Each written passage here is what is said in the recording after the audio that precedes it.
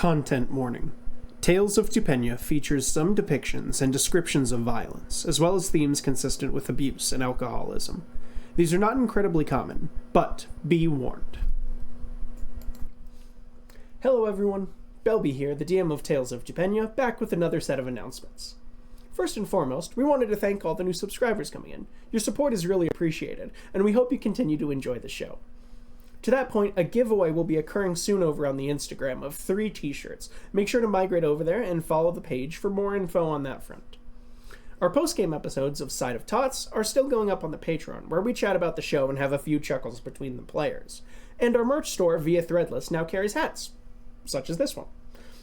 Our second animatic is also proceeding apace. If you haven't seen the first one, check it out in our Tales of Tupenia Shorts playlist on the channel. Once again, we appreciate your support for the show. Enjoy!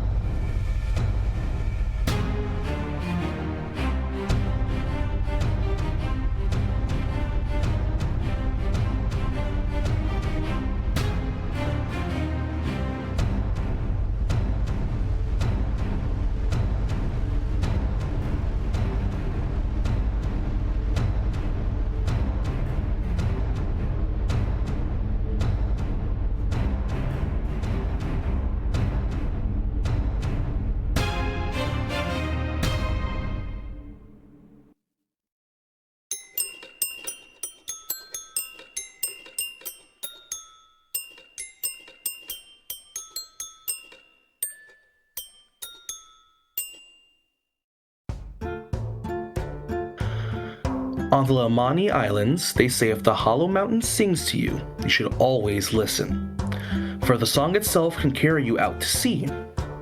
This was, of course, the one place Uprush always wanted to go.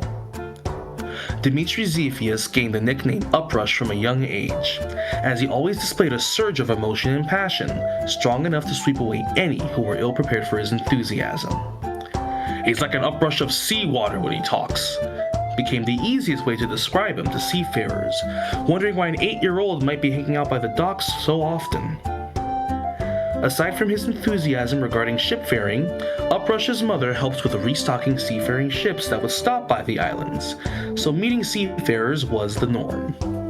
This norm for young Uprush was shaken up when a young girl with curly hair made her way onto the island, proclaiming all the world's gold and cookies would be hers someday. From then on, Uprush and the girl nicknamed Cookie would spend their days together fantasizing about being adventurers out on the open sea. Cookie's father would take Uprush under his wing, despite the concerns of Uprush's mother. As he became a man, Uprush gained respect and camaraderie aboard the ship known as the Great White. But Uprush saw a side of the captain no one else quite recognized. Amidst an attempt to convince Cookie to leave the crew with him permanently, Uprush was accused of mutiny, shot in the chest, and left aboard a dinghy to float out at sea. The last thing Uprush heard was the sound of his friend's voice, the splash of the waves, and the sound of the wind's song, all before reaching the unfamiliar shores of Balestone. Chasing a way back out into the open seas, Uprush took up bartending to accrue enough coin and a new crew, all with the hope of reuniting with his dearest friend.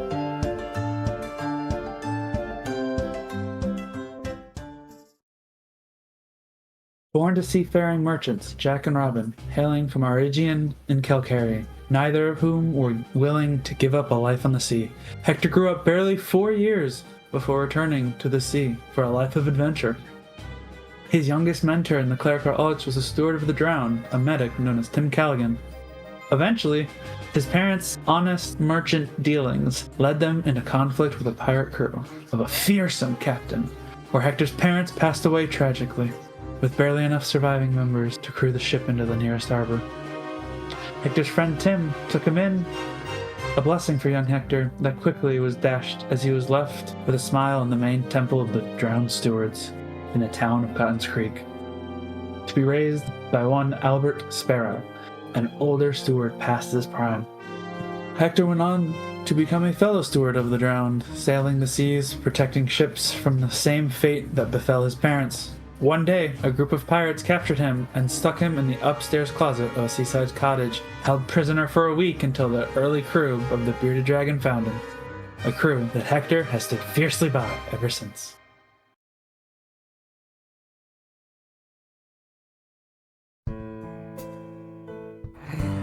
Gro Kadag was born and raised in the kingdom of the Red Dawn. His parents, Shior and Calabax, and siblings and fellow orcs were brutal fighters, taught to hone their aggression in battle against their enemies. Gro grew to become the tallest and burliest of his family, and one of the largest offspring of the Red Dawn. A capable fighter with a gargantuan size, a towering stature, and mammothian teeth that would make any regular human quite intensely shit their pants. Through his straight, raven black hair parts at the middle, a real charmer. He was inducted into the Black Blood clan and went on many adventures. As time passed, the clan would realize something about Gro that infuriated them. He was a sweetheart. He would frequently gaze upon beautiful natural flora and fauna, would resist killing any individuals who wouldn't directly harm him. Whereas all the other orcs were intelligent in livelihood skills and battle practices and tactical knowledge, Gro was a simpleton. His sheer size and strength was enough for him to push through any obstacles presented to the Black Bloods. But even as the rest of the Black Bloods slowly turned their backs on him, Gro was too simple to see it. To him, they were his family. So he stayed with them until one blissful morning when Gro woke to emptiness around him.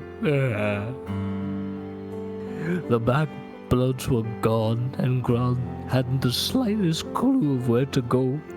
Only a name. Bartholomew. Unfortunately, for Gro, he couldn't figure out how to pronounce it. He wandered the countryside finding people who at first rejected him and were scared of him, but would warm up to him through his politeness and simplicity. After many months of wandering and helping, 3 years later, Gro would eventually make it to the city of Benict in the kingdom of Pustab, where he befriended a total bar owner, Rue, and would help her with chores and errands. The city of Benict would see that Gro was an enigma, a condemnation of their treatment of orcs, but some would have prejudices too deep to set aside. Gro left the city, joining the crew of the Bearded Dragon to chase the thrill of battle and to make a new name for himself. With a new crew, a new weapon, and a new cause at his side, Gro's path wanders far away from those who once threw insults his way, even if he was too simple to understand them anyways.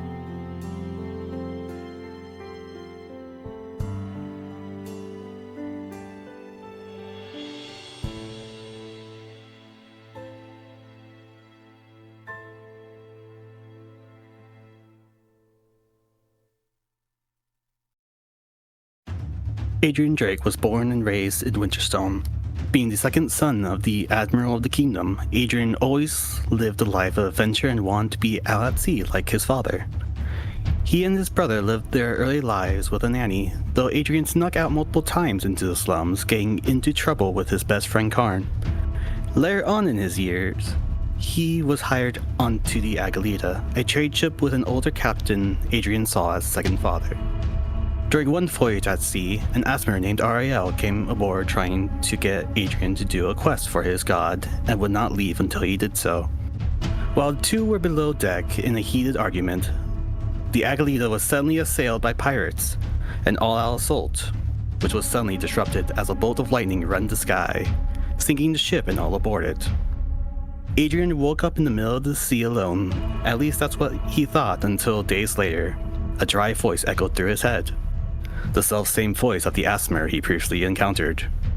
Drake made his slow way back to port, where he and Ariel now share the same body, though not, perhaps, the same goals.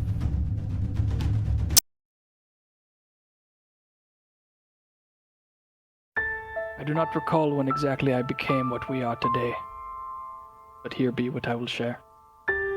Little John Jack grew up in the slums of Smiva.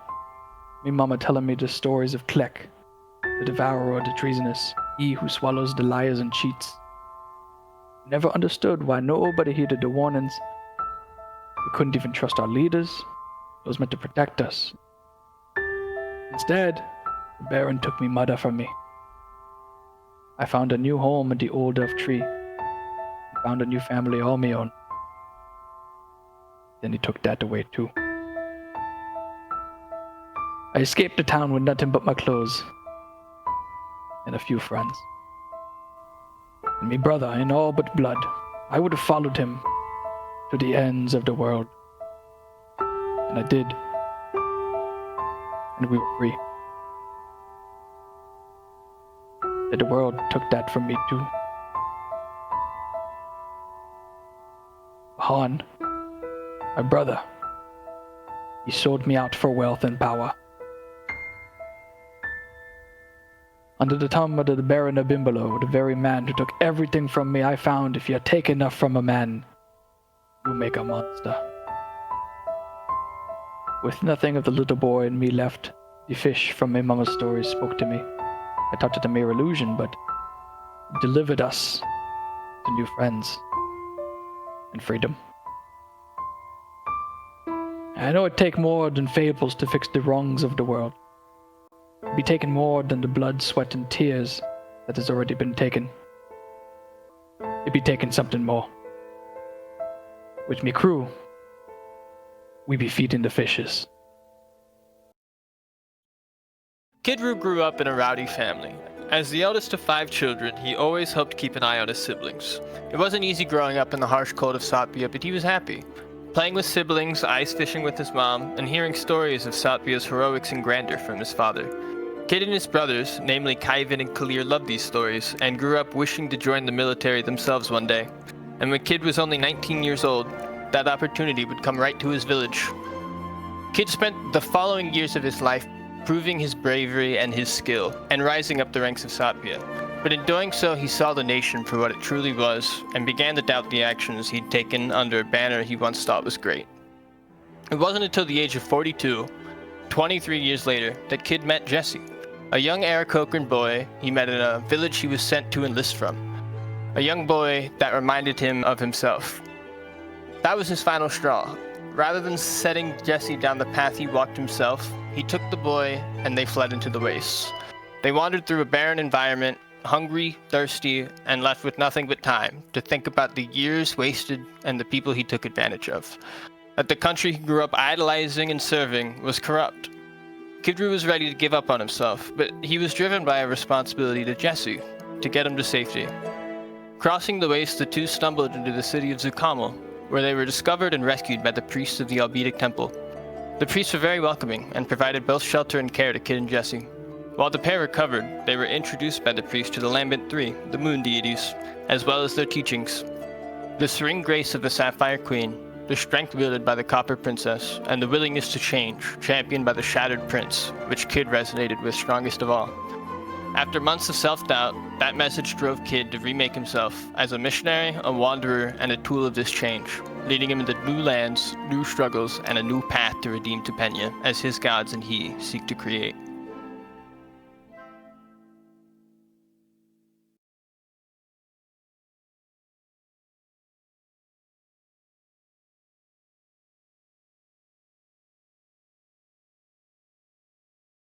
Let's blow the new year. That's where we're starting the episode. I just started recording. No new characters named Water, right? You were saying growing out of it, disappointed. I was like, oh lord. He's like, We're starting off strong. we gotta start right there. Okay. Howdy, welcome back to this week's episode of Tales of Tupenia. Where last we left off, the party had been in their travels across the wastelands of Fermata, attempting to find their way westward to find some information about this potential dragon attack with this wub wub wub effect. They were set upon in the middle of the night by a Rakshasa that had been chasing them for forever because of their attempt to send him through the Heaths of Shadow court system, which apparently all devils and demons hate actively with a passion, and they wound up in front of No. Yeah, understandable, honestly. And they wound up in front of the Sentinel of Shadow, who took them to task for their actions, which, you just sort of hear secondhand, apparently, through some of these gods have more active presences, some do not. He was only hearing secondhand that you guys had injected one of his followers with this stuff. You had messed up the location where one of his demons had been. You had directly killed and revived multiple people who are now bouncing around in a weird little soul cage in the Heaths of Shadow. And so, he took you to task, whereupon Kid Roo cast Zone of Truth, and you guys said, it's not my fault, and, lo and behold, that was sort of enough, because magic, follower of another god, kind of obvious.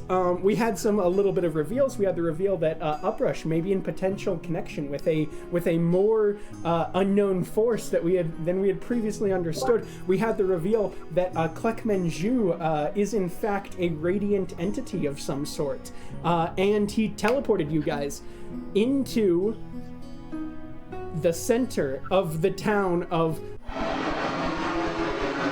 where you guys had managed to find there was a sort of cleric of the Silent Tinkerer there, and you guys determined that this leftover residue, these weird sort of vibrating purple shapes standing around, was in fact the 10% remaining of the people that occupied this place. Their memory being scattered to time, scattered to the different planes, as Jax theorized.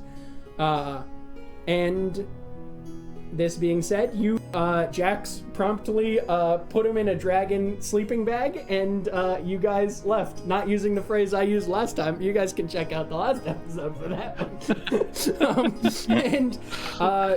As Ariel, as Adrian Drake was sort of sitting there and praying quietly in the ruins, or as Ariel was sort of praying quietly in the ruins, there was a slight tug inside himself, and as he focused on it and channeled to it, you guys warped to Winterstone, where you found your party in combat with one another after Scrampton had become enraged that he had not been paid and transformed multiple crew members into loaves of bread.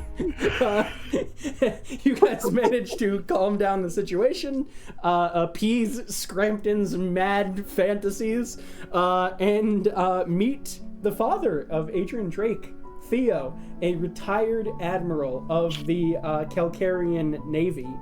You met his brother, you met his sister-in-law, and it was sort of discussed briefly that Theo Drake had a little bit of information regarding these dragon attacks, had started to piece some things together, and potentially once you brought him to, you went forward to go and meet with Hector's fellow steward of the drowned Scylla, this light blue skinned tiefling with the silverish hair and the Irish accent, sort of inside this gothic hammock strewn cathedral of the steward of the drowned.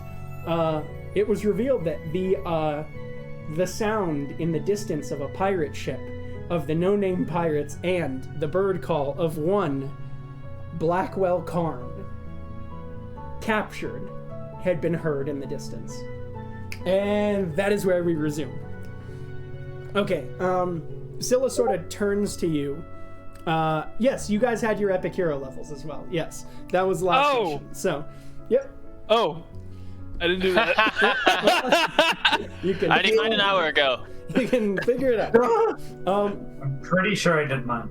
So mine's not an easy one. I'll just have to wait. we'll figure it out. Mine's just lighter. Yeah, we've also got to determine whether we decided on that subclass that we were talking about yet, maybe. Or Well, not. that's at level 2, isn't it? Yes. I just realized that class is level 2. Yeah, if you went for wizard, yeah, for sure. Oh. Anyway. Oh, okay. So I'll work on that now. So we resume. I'm not important. I mean, Jean-Jacques might be important. I'm not gonna lie. Give me a second. A talker? So Not important. Hurry! Level up quickly. Scylla's gonna take a second. Scylla's gonna take a second and look at you, Hector, and just like kind of clocking your guys' responses as Karn was brought up, and just go, right? Guessing that name means something to you. We had a long adventure. Frank doesn't remember. Blackwell Carton. She's gonna look at Hector. Look at over at Drake. Are we? Jean-Jacques looked over to Drake. Is that slowly? Is that someone that we need to be worried about? Or worried about rescuing? Worried about finding? Is there y'all had some sort of reaction there? I just start nodding. Okay. Worried about rescuing. Okay. All right. Wait. So you think he's been captured by the no names?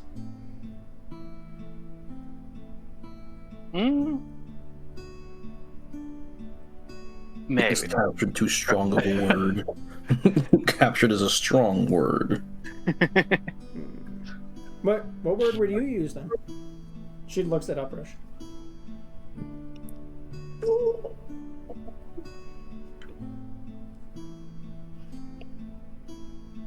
Honestly, I'm not sure. Right, well, okay, I mean, they've, right, he's one person, so we can't really worry, we can't do a breakout mission, we've got to, I imagine we'd have to probably try and track him down,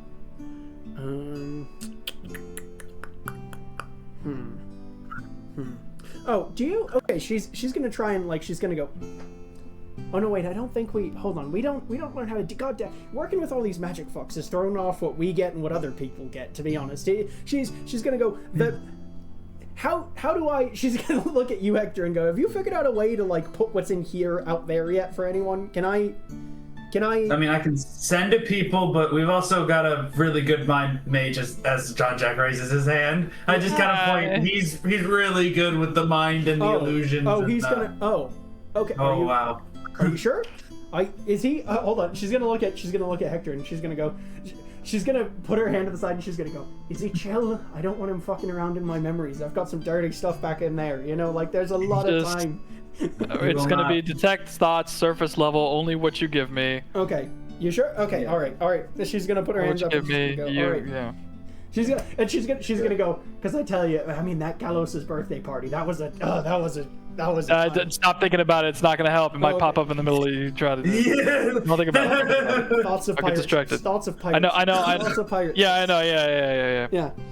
Don't think of a pink elephant. Tip. Do not think about the thing you don't want to think about. Think only of what you want to think about. It's kind of like when you Yeah, don't think of pink elephants. out of balance and you look some way, you're gonna fall over. Yeah.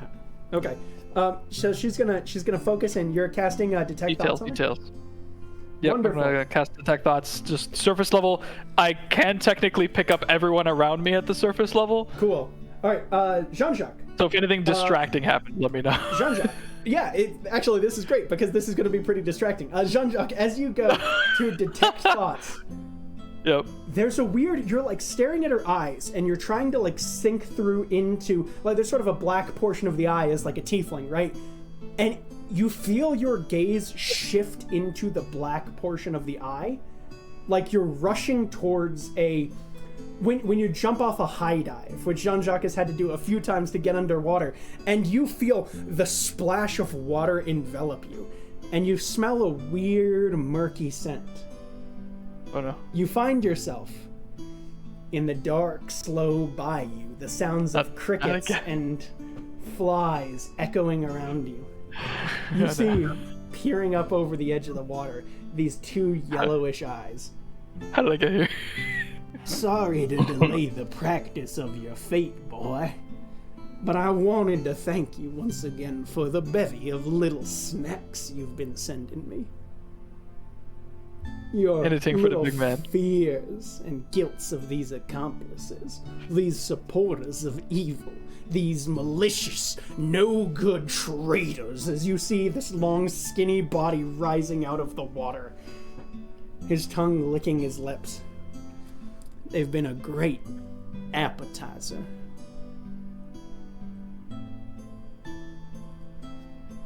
For this favor, I will provide you with a boon, a token of my thanks. And his eyes sort of sparkle with this mustard yellow energy, and you feel your head grow slightly heavier. But I still hunger, and your commitment, no, your attention to the cause has wavered. And as he draws slowly closer to you, you feel a strong headache beginning to split around the rest of your head, like multiple pressure points being pressed on at once. I desire another meal. This dragon you seek, no betrayal has ever shaped his path. His evil comes of nature, of the training of malice that begets malice. Creatures rarely satisfy me. And you're gonna feel it's continuing to press harder and harder. You're feeling this pressure around your head. No, the truest monsters that betray their nature are people. Find one who has turned against their principles, one who has strayed from their path, and feed me. And as the pressure against your head reaches a splitting point, you feel your head pop, and you disappear into Scylla's memory. Which you see before you just sort of a gigantic pirate ship off in the distance. Like, you're looking from her vision on the shoreline where she was, like the shorelines of Winterstone, and you see off in the distance a gigantic pirate ship. And she's, you can feel her being like, right, okay, are you seeing that? You're seeing what I'm seeing, right?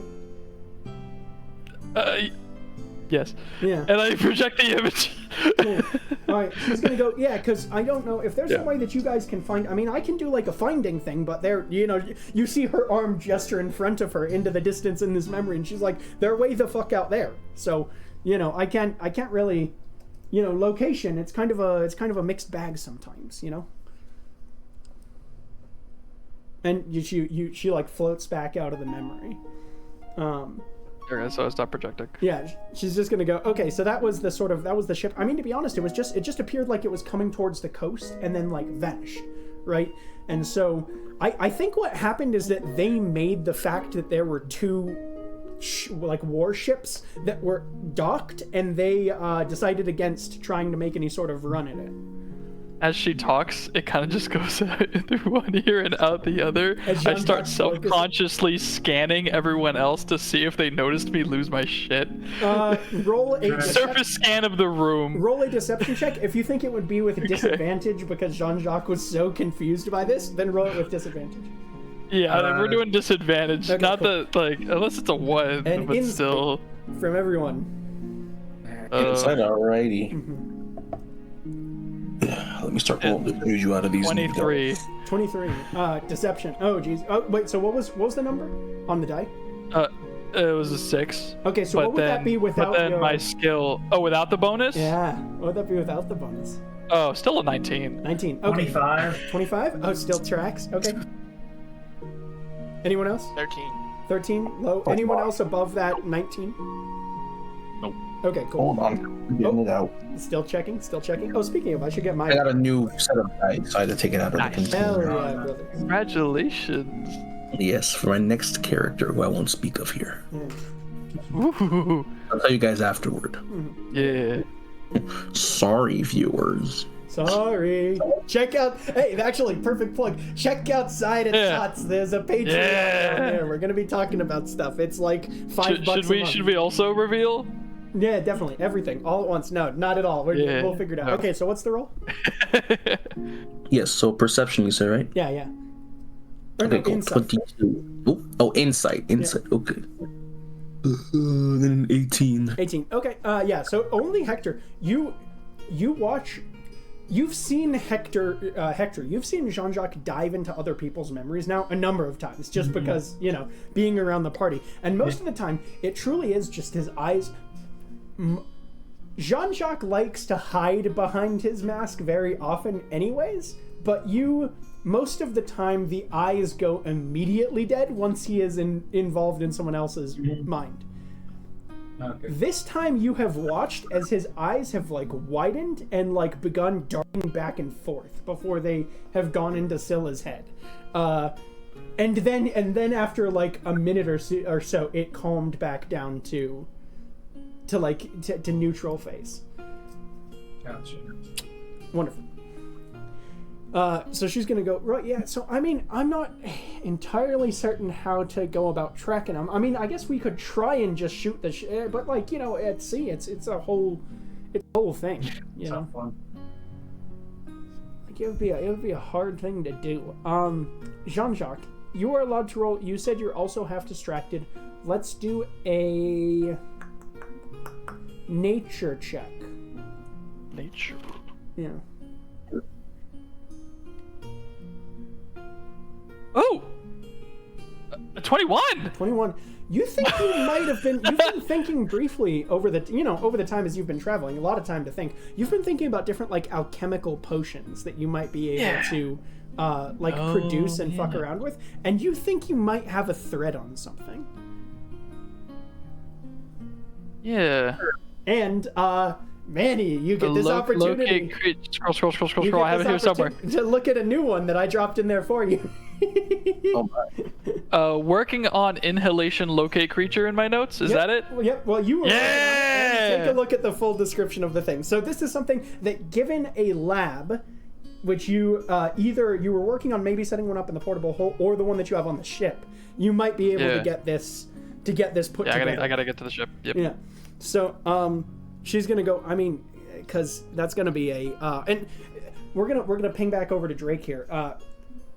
Theo is sort of looking at you, Drake, and he's trying to size up your concern in this moment. Can you roll a do you think Drake would be hiding any sort of emotion on his face in this moment, or no? Not really. Okay, so he's going to take a look, and he's going to see a little bit of your concern, just a little bit for Karn, and he's going to go, okay, is this something that we're going to, I mean, if we need to address this immediately, I can, Theo, the days are not that far gone when Theo Drake can ride back out. Probably. Okay. All right. And, the other half, damn, I'm going to need to let because, I can pass it off to them. I'm going to let them know that I'm on my way to go and fight a dragon, I guess. Jesus H. Okay. Jesus H, normal Tupenia figure of history, by the way. Yeah. That old king. Yes, exactly. He's just going to go, all right. Okay, give me a second. And you're going to see him just start meandering his way out of the Temple of the Stewards here, just to go off, and you presume to go and send some sort of information to the Calcarian military. King shit. Okay, so we need to chase down that ship as quickly as possible then. Yeah. So you guys sort of take off back towards the tavern here, just everyone like in a mad dash, right? As you guys return into the tavern, you can hear the whole thing bouncing and jumping.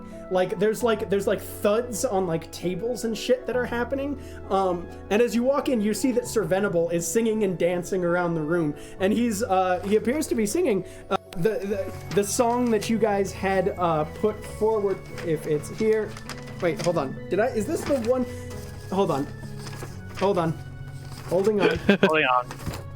Oh, okay, cool. It's actually literally the last one. Why would I do that? I don't know. And so Sir Venable is like bouncing and jumping around, and he goes like, and you're seeing the rest of the party that is there, the crew, your crew, Rue, Leandra Drake has joined in. Nad is singing along and dancing on a table. He's half drunk, and you see he's going around and he's going, There once lived a man called Cirrus Chem, with quality of magic like a cloudy gem. Might as well call him nearest phlegm, for such was the color that he wore. And we think him such a bore. And you see people bum, bum, bum, bum, bum, bum, bum, bum, bum, bouncing on the table. And he goes in, the mark he wore was the sin of pride, the laws of nature he could ne'er abide. The folly of his mission was to stem death's tide, and he thought him zenith sent. And we think him ignorant. And you see there's Archie and Drew, and they're like square dancing in a circle, just back and forth and back and forth. And like the washerwomen of like the wives of the sailors are like popping. Like he appears to have gotten them all invested in this song, taught it to all of them in the time in which you have been gone, which like you're like, okay, if we're trying to piss this guy off, he is immediately like this is one of those songs that's gonna spread like wildfire. It's the first time that you heard, you know, fucking Ed Sheeran song, you know, so, you know, just keeps like popping her. He thought himself smarter than the rest. He chuckled and chortled, beat upon his chest while he mutilated bodies down from east to west, and he cried, "This will be you, sir." And we think him such a loser. Dun dun dun. Dun. Such a pisser you will never see, for ne'er a fool lived as long as he. Ne'er a charlatan peddled wrongs with as much glee, and he thought us all buffoons. And we think him quite a goon. Dun dun dun. Dun, dun, dun, dun. Yeah, he launches into the last verse. Oh wait, what's that, Austin? I said, bro does not stand a chance. He is trashing him. He's sending. That's nothing he can do. And you're like watching, like everyone's just having a joyous time. They're all like, there's like a call and response with like the last line, right? So he goes into this last verse, and you see them all like starting to get hyped up, and he goes, when he spreads his juice, look out for yourselves, protect spouse and neighbor, protect men and elves, never buy a yellow bottle upon tiers or shelves, and avoid his subjects too, or we think that could be you. And you see that Nad goes, yeah, you fuck, and he like points. Mustard. What? Everyone sell their stocks in mustard immediately. Mustard downhill. So you guys all like walk into like a party, and you guys need to go as soon as possible. They're all drunk out of their fucking minds. Like, oh. You see Archie turns around and he goes, "Hey, Captain." Oh shit. You interested in I had learning something to ask you about a story, but now is clearly not the time. I can hold on. Perfect time for telling stories. This is the perfect time. Well, okay, wait, hold on. You see Archie, he takes a second, he looks at you. Roll a persuasion check here, Uprush. Okay. Alrighty. Yeah. Persuasion. Oh, I'm good at these. 22. 22. He's gonna look at you, he's gonna go, one of you, he's gonna point back and forth, and he's going, I'm not sure which one of the captains, he's pointing at you, Uprush, twice, and he goes, one of you, I can tell that one of you are concerned. I'm pretty good at reading people. Are we gonna need to, you see him like go to salute, and he sort of like half tips for a second. He goes, damn, that's too good a song. Holy shit. I don't know if it's the song that's doing it to you, pal. But you're right. Instincts. We need to get out of here. Okay. He's gonna look around. You're gonna see him first take stock of which of your like allies.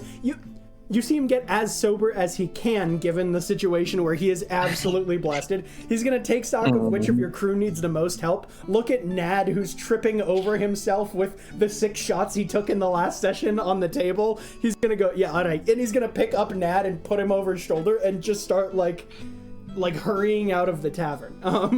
There is a mad dash of your crew to leave. Meanwhile, you see Scrampton, and he goes, hold on, Scrampton would like to hear more of this song. Are we in any sort of rush? Yes. Yes. Damn it. we're keeping the troubadour. Don't worry about it. Oh, okay, wonderful. He's gonna go, wonderful.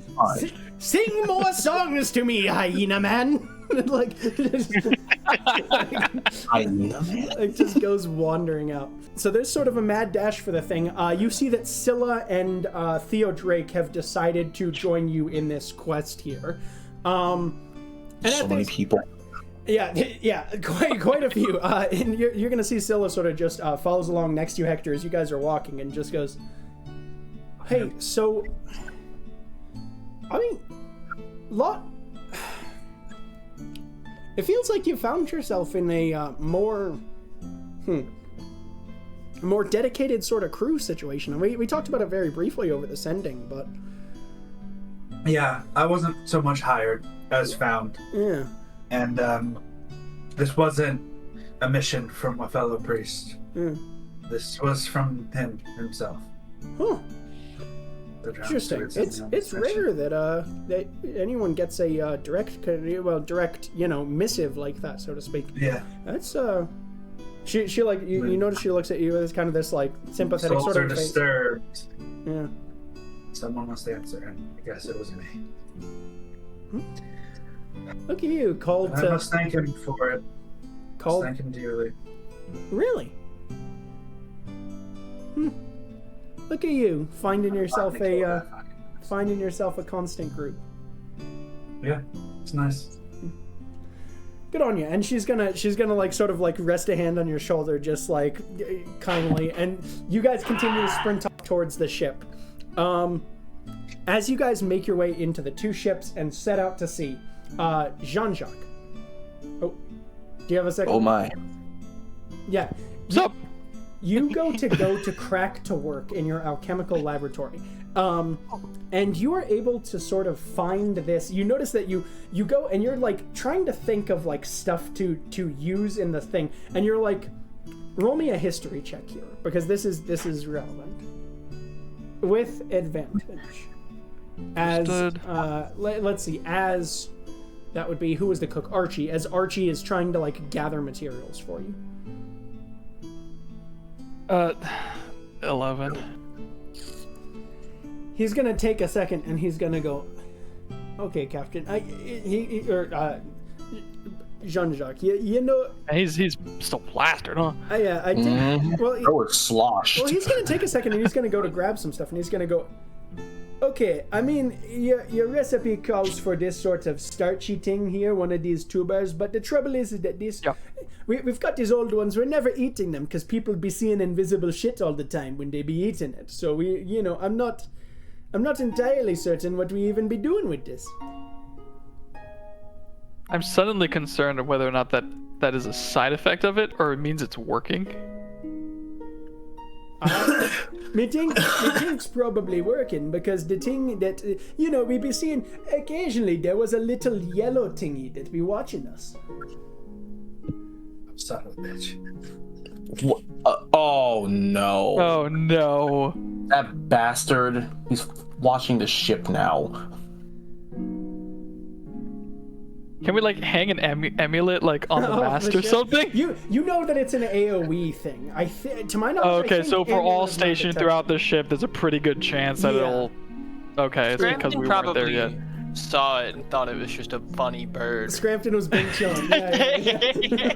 No, so but he's gonna go. So I mean, if you be using this for the starches instead, that would probably we're not gonna be using it for anything else. You think it'll mess up your magic? Yeah. No. We need that. Okay. It's part of it. He goes and he passes it over as you think about it. And I do remember part of that. And you also have, as you're going into there, you think you're like vision, and it cracks to you. Even with an 11, you have this jar, this half-filled jar of the pickled alligator eyes that you've been slowly going through. And I do remember that. I do need an eye. And as you smash this eyeball and pour it into the potion, you have now this locate creature at a long distance. Ooh, okay. And I think in it I gave you something like 2 miles or something like that. I don't remember. Look, check on the sheet. It should say distance. Oh, like in the... Yeah, in the spell description. Did they leave today? It was yesterday, yeah, based on what Scylla said. 2 miles? They might be gone, but we can try. It might be even more. If the spell needs to be changed to fit the distance, the spell will be changed to fit the distance. Gotta do what you gotta do. That's such a useful spell. That was temperamental. You're seeing live patching in this moment. Concentration up to 1 hour. You sense the direction. Yeah. As long as the was within 1,000 feet. No. On the actual, I upped it in the dispel description of the one that I gave you. So look on your Jean. Oh, the one in the alchemical description. Like, just read the whole thing. I should have put the distance in there. If not, well, I mean, I can cut the. Underneath it. I just missed underneath it. Yeah. I thought it was like a different one. Use action. 10 miles. 10 miles. Yeah. So sweet. Yeah. So it's truly like, because this is a youth, and you think it's because you managed to get this this. We'll talk about. Does it have to be a pickled alligator eye, or just any eyeball? Any eyeball. Okay. Yeah, eyeball. You're just using the ones you got. So anyway, point being, as you go to make this and inhale it and test it, Jean-Jacques, you are struck immediately by the direction and location of this ship, of the creatures aboard. Yeah. And it appears that it is heading westward for you, slightly off west. There appears to be, it's not quite a direct, based on your knowledge, it's not quite a direct nautical line for Domain of Voldan, but it's in that general direction. Yeah, I hold like an illusory compass that dramatically points in that direction. And as you guys begin tracking, we head into the first night of ship travel. Everything is quiet. Uprush, this is the calmest night of sleep, being back in the ocean spraying waves, that you've had in a long time. Same with Drake and Hector. Let me go to Kid Roo. You, unfortunately, have a very uneasy sleep. Because this rocking sensation, you've been on dry land your entire life, which, by the way, as you look around the boat around you, you see that there are, as you got on, there's a number of everyone hopping to in the riggings. You see Archie climbing up the riggings. You see Scrampton over in the other boat who's peering off into the distance. You see the triplets, these little tiny halflings with the brown hair, are all punching each other and arguing over cannonballs and where to put them. It's a flurry of motion. But nice. The oomph of the ship as it's rocking back and forth, trying to get to sleep this first night, not pleasant. And you find yourself in the dreamscape of a small, cold tent with a tiny lantern swinging from a hook near the top. I'm going to actually drag you guys into the brig, and I will bring you back soon. Doodaloo, Hector, Jean-Jacques. Okay, cool. Alright. Because I remember you saying this being a thing that you wanted to do with the players afterwards. The memory of the... you find yourself a small tiny lantern swinging from a hook near the top of the tent. A silent night. The half-eaten remnants of a cold dinner sitting on top of a small crate near the center of the tent. A spear and a tower shield resting against what appears to be a small, dented wooden wardrobe, made of lightweight material, though not your spirit shield. Not anymore, anyways. Your concentration in this moment, as you sort of enter this dreamscape, is broken by the sound of Genital, as Bergen comes running into your tent. Genital, he's been spotted, or at least we think it's him. Are we ready? I know what's happening. I think quite possibly, but I tell you, the bastard was flying. He was flying high up. We just barely caught a glimpse of his wings off the moon's white scales. Dumbass. He waits for a second and he goes, I think we might be ready, but the trouble is that we're right fucked if he knows we've spotted them. Some of the clerics tried to blanket the camp with a silent spell to ensure the horn wasn't heard, as this horn bursts through the night. He goes, but I'm damn sure I heard a crow cawing near about 2 minutes ago. So I'll believe that bear shat in the woods when I paint my wellies brown.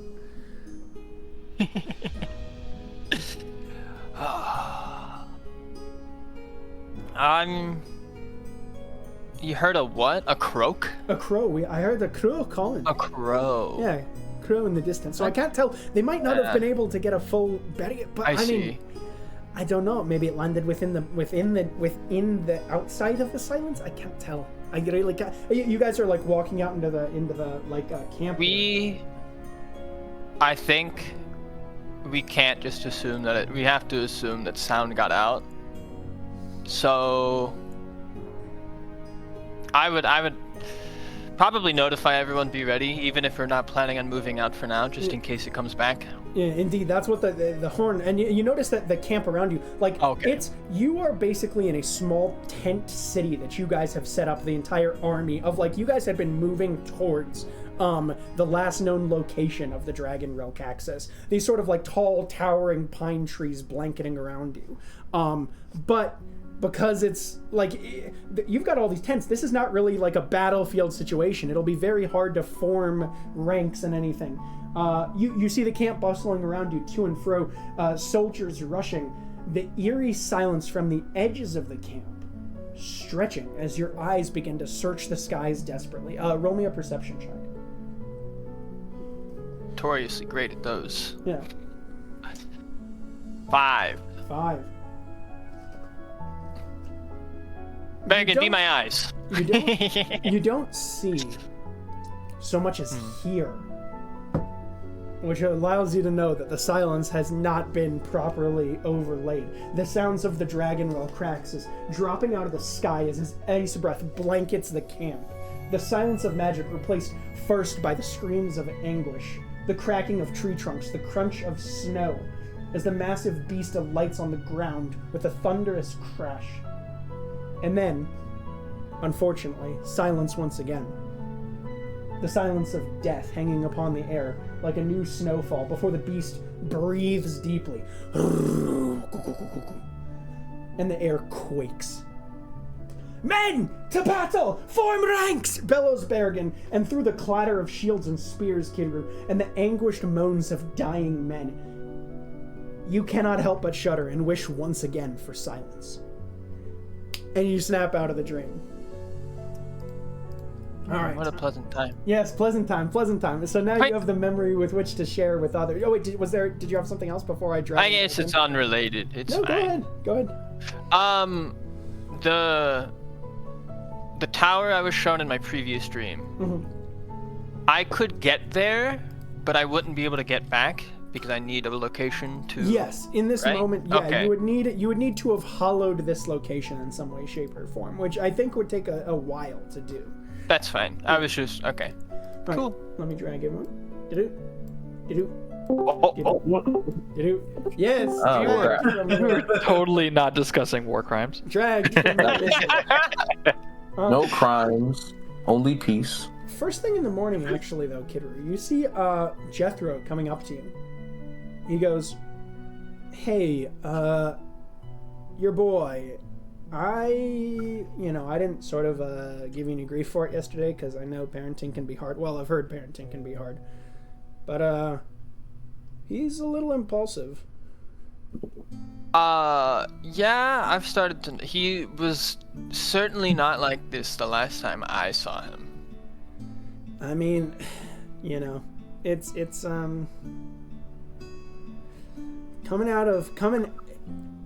hard when I feel like when you exit that sort of stage, where you feel like there's not as much to be done, and you then have to that rage has to get you. I don't know. I don't hold it against him. I'm just letting you know. I don't hold it against you, but you really, I don't know, just keep an eye on that kid. Because he... arm around his shoulder. Be like, Jesse's had a hard life. He, found a safe place again in the Albetic Temple, and it was recently destroyed. We believe he's one of the only survivors. Mm-hmm. I imagine he has a lot of anger and rage and a desire to prove himself that wasn't there before. Mm-hmm. But I agree with you. It's not cool. I just want to make sure that everyone, he's going to take a breath and he's going to go. I mean, Archie last night, he took the opportunity to bring us all aside and just run us through, the situation of what was going on. And I just, this is a rough thing we're going into. Needs to be done, but I need everyone to, we all got to be at our best. And you see he's gonna just and he's gonna go outside. Odd that Jethro was chosen to, like Jethro, he himself is you see that there's a balance of trying to, how do I phrase it? Can you remind me what they do on the ship again? First, I know who you're talking about. Okay. Yep. Oh, okay. Yep. The blue the other blue tiefling for Drake's one. Yeah. Okay, and then they're definitely still a mild authority on the boat. I'm going to ask them what if they think that Jesse should fight. Do you think he's capable of honing those emotions? I mean, he got the drop on me pretty quickly, but there's... But you were in your ship. I mean, I don't know. You're supposed to be safe here. I don't think that's a good example, personally. No, but... I mean, to be honest, depends whether you've seen his skills or not. If he seems competent, I see him training out there. He seems like he's at least yesterday evening seemed to be on top of what he was doing. But a dragon fight is different. I've seen him train a lot, but I've never seen him in real combat, so I don't know. Your guess is as good as mine, bud. And he's gonna sort of walk off to the ship to begin with his duties for the day. Are you gonna go and find Jean-Jacques now then for the... Yeah! Right. The what? Hello, Jean-Jacques? What, in Jean-Jacques quarters? Manny? Jean-Jacques... Gotta do what you gotta do. Yeah, where would you probably. be? Jean-Jacques probably in Jean-Jacques quarters, yeah. Jean-Jacques quarters, I knock on the door. Yeah? Actually, is there anything spooky in your room? Is there anything fun to notice if you open your door? A collection of regents. There is a jar. Either you know about it. There's a jar of pickled alligator eyes sitting on the. Okay, so just alchemy. But you know about that one already. There is the books.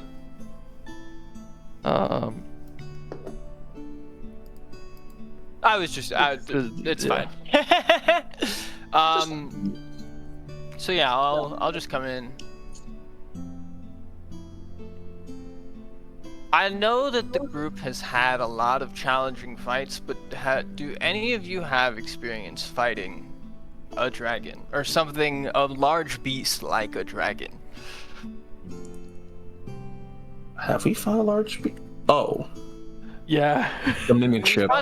There's the giant tree guy. Yeah. The mimic ship is a big one. As far as I remember, that was kind of a shit show, and we were lucky that it worked as well as it did. The mimic. I mean, we won. Yeah. I mean, we won. So a little bit of a fuck him. Little bit. I don't know if that tree had the destructive force. At least not at the speeds of a dragon. It was kind of just annoyed and wanted to leave after the first few rounds. Oh yeah, it did start fleeing. We were hurting it. He was booking it. He wasn't just leaving. He was legging it across the friggin' forest with, I think I was on its back? Mm-hmm. It's friggin' hilarious. Please continue your role, but... I've been thinking about it a lot. As the only one with prior experience, I was hoping that you, like you did with Scylla, could play out my memories of fighting Caxus. And in some way of hoping the group really grounds what we're getting into. And is to be honest, I have no clue what I'm gonna do. Amazing. This is probably any sort of new version of locking in. This would be a moment to lock in. Mm-hmm. So I just want to make sure you guys are locked in real quick because I'm concerned. I'm worried for your safety and everyone else on these boats. I'm usually worried for my safety. Kidru's I'm very sweet of Kidru. This has been a chuckle fuck show so far, and give me a second. I need you guys to all lock in.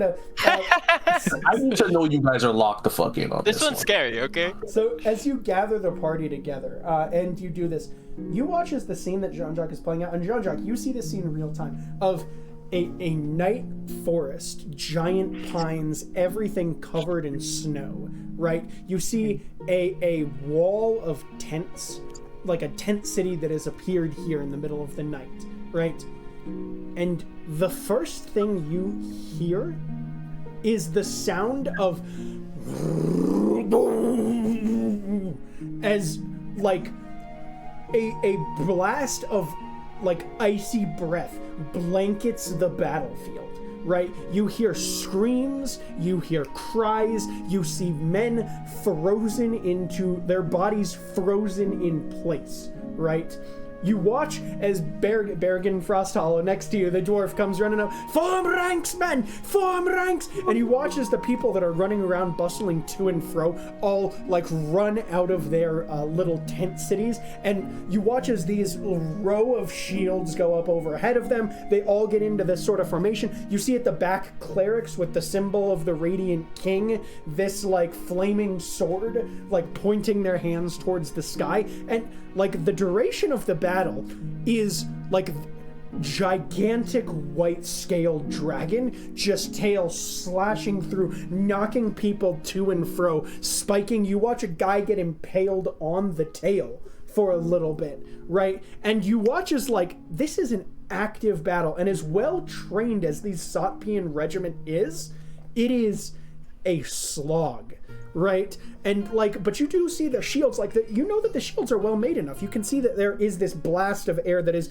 like reflected off of this shield wall that has gone by overhead, right? So like, you know that their tech is good enough, but still, massive dragon, only so many people, physical fight, right? It takes them a while, and maybe 30 to 40 men that die over the course of this combat, of this gigantic Satpian regiment as this goes on. And you do see eventually Bergen Frosthollow flying through the sky as Kid Roo like yeets him up and plunge a spear between the sort of like neck clavicle of the dragon, and you watch the head slump down to the ground. But it is an active battle. And so the entire, not just you guys, some of the crew is gathered around to watch this, and you hear, like, in the middle of it, you hear the sounds of Nad vomiting over the side of the, like, the ship, like, holy shit, what? Oh, no. Oh, God. Okay. Yeah, I don't know what we're gonna do. That was with an army, with a group of men who were well trained and well organized, and respectfully, I don't know that this group is on that level of cohesion. However, as you guys could see, maintaining our ranks and keeping our order was incredibly difficult, and we as a group have individual strengths that a military would not. So I can't really say for sure, but we might have different advantages than I had before. That being said, this will still likely be a nightmare. Yeah. Well, One more for the wrist. Say one more for the wrist? Yeah. You're gonna take a dragon's memory? No, my own. That's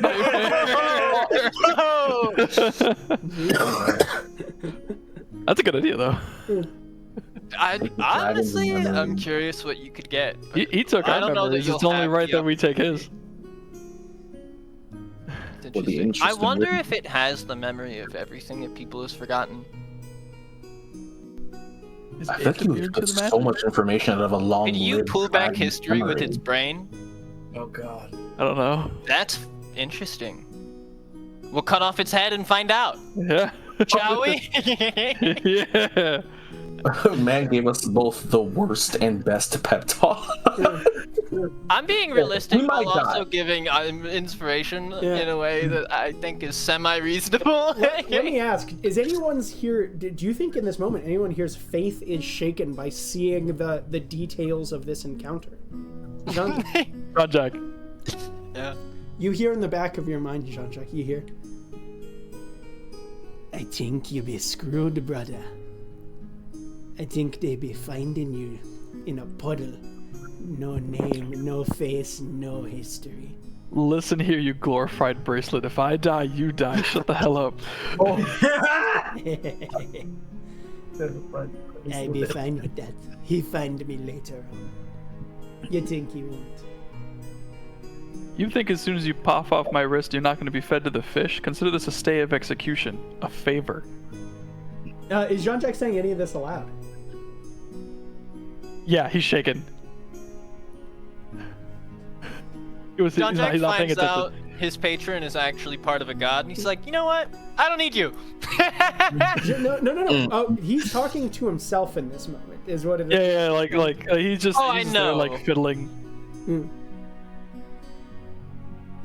Like not like saying it loud, but like Yeah. Well, I think if you were saying some of that aloud as you're talking back to Bahan in this moment. yeah, like out like he's saying it, but not loud. Like he's not like yelling. Mhm. Yeah. All right. If everyone leaves Jean-Jacques to talk to himself, we managed to find the pathway forward as you guys are sort of tracking this this boat. It appears that it's a couple of days ahead of you. You should reach it by the end of the week. But is there anything that anyone would like to do within these first couple of days here?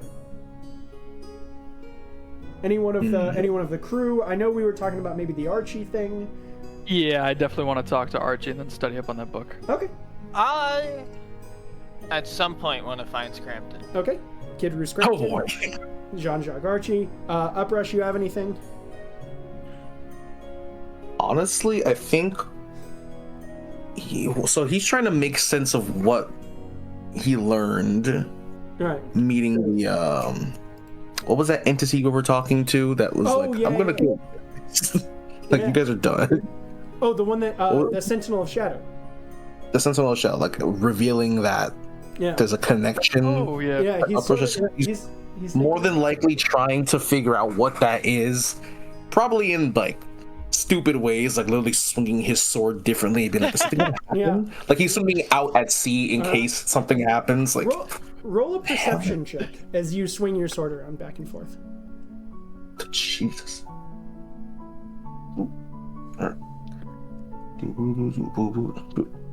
I'm sorry, was that perception you said? Yep. Yes. Okay. What? Yes, 16. 16. As you sort of swing it back and forth, you watch as there's a weird. You've been out at sea for a long time, like on and off for a long time throughout the years. You've known how to see the way the wind moves before. As the sword swings through the wind, you watch as the wind sort of carries along behind it in like a weird sort of pattern. It's like it doesn't seem like you are controlling actively the wind in this moment, but it's like you're watching as the wind follows the sword to a degree, and you're like, "What the fuck?" That's different. Yeah.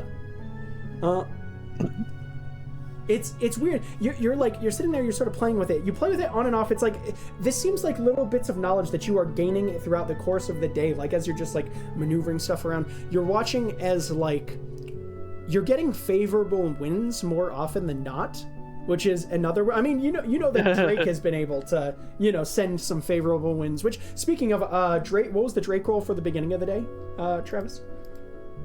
I gotta make it. Hell yeah. There you go. 21. 21. Yeah, so that stays Drake. Okay. Yeah, so you've seen like good wins with Drake before, but like this one actively, you're like, oh, this is like, it's not just us catching a tailwind, it's that we are more often than not catching a tailwind, which is odd. Let's ping over to, you said, what do we want to do first? Let's do Kid Roo and Scrampton first. Ooh. So, you're gonna go try and find him? Yes. He's just up in the crow's nest. So as you sort of crawl up there, the height is a very interesting portion. And I think, Kidru, it is interesting now that because I mean, you sort of like subconsciously feel your wings at your back and you're like, huh. So that's what it looks like from up here. Scrampton turns and looks at you and he goes, "Oh, hello, bird. Why have you come to see Scrampton?" You see him sort of steeple his fingers in front of his face.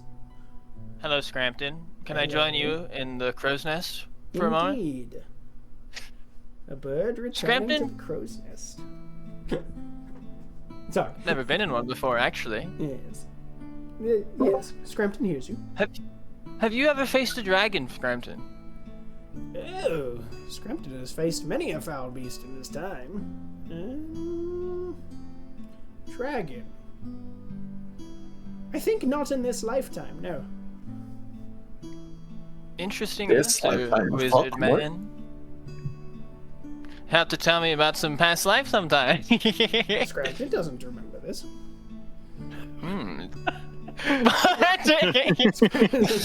Scrampton remembers only this lifetime. Scrampton, I expect you to be a big player in this upcoming battle. I personally believe in you.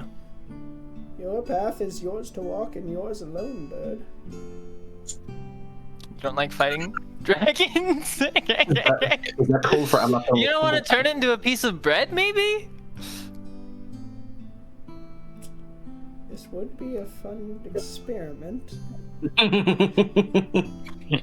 Scrampton, do you like history? Indeed. Do you like remembering forgotten things? If they were forgotten, hard to remember them. I think this might be one of the only ways to do it. By killing this dragon. Not specifically killing it, but by getting into its brain.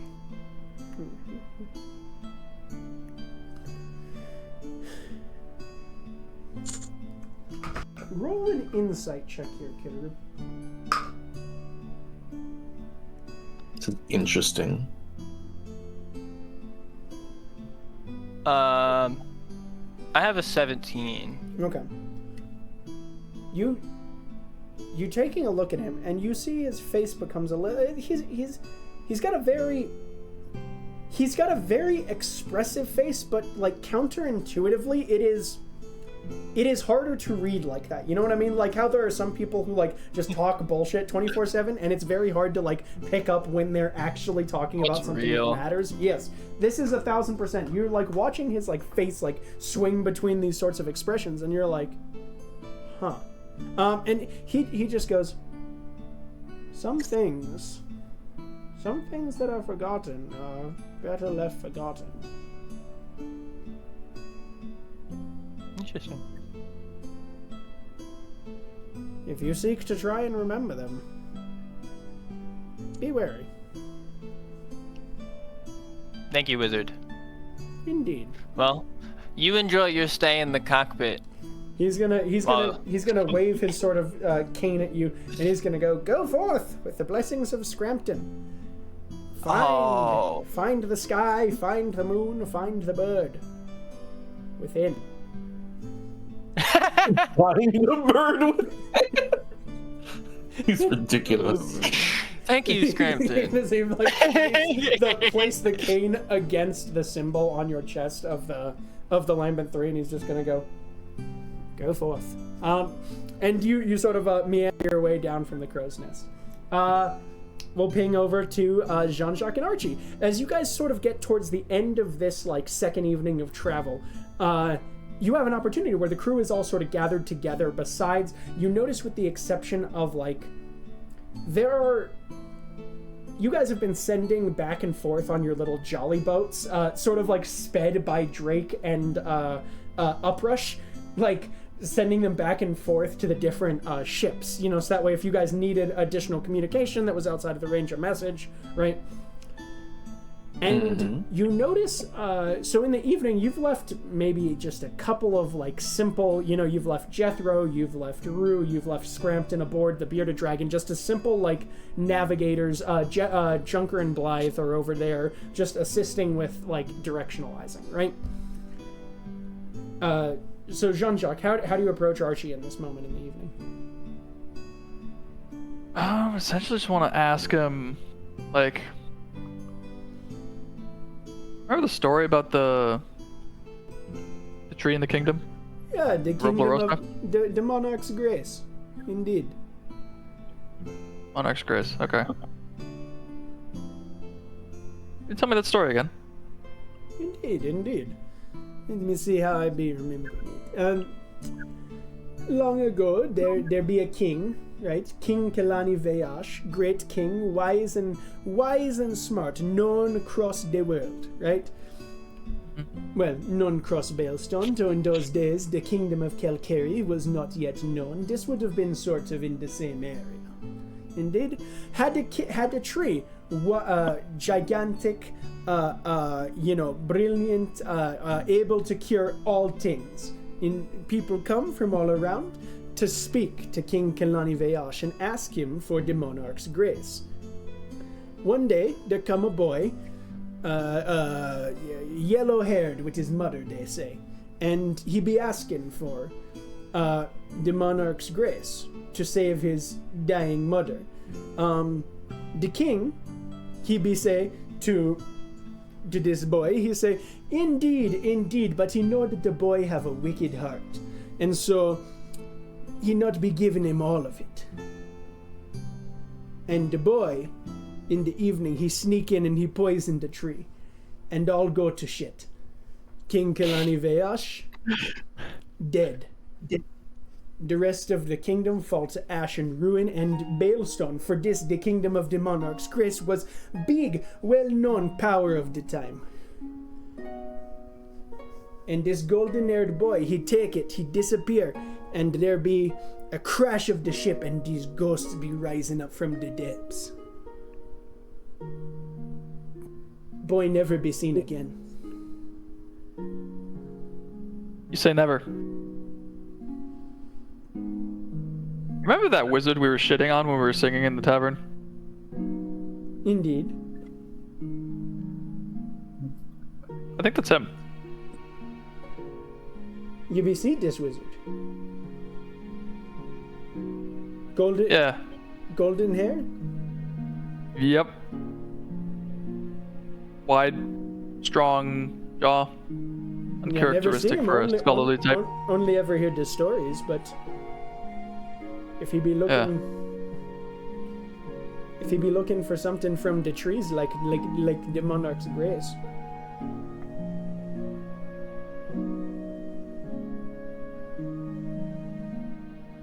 I think we have a crate full of its fruit sitting in our hold right now.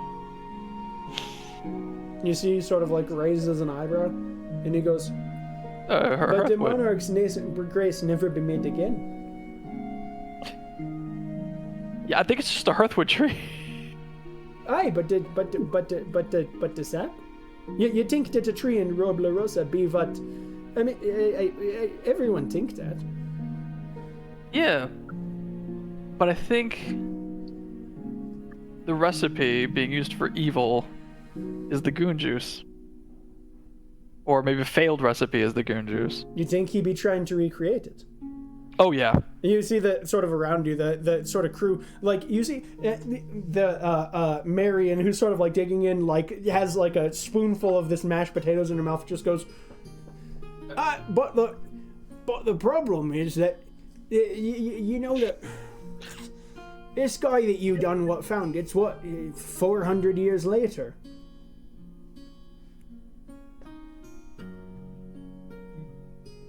Yeah, I don't know how I figured that out, but I'm sure in some way. John, Jack, and I are on different ships. Oh no, you're there for dinner. Oh, How old is Scrampton? Scrampton says, Another question.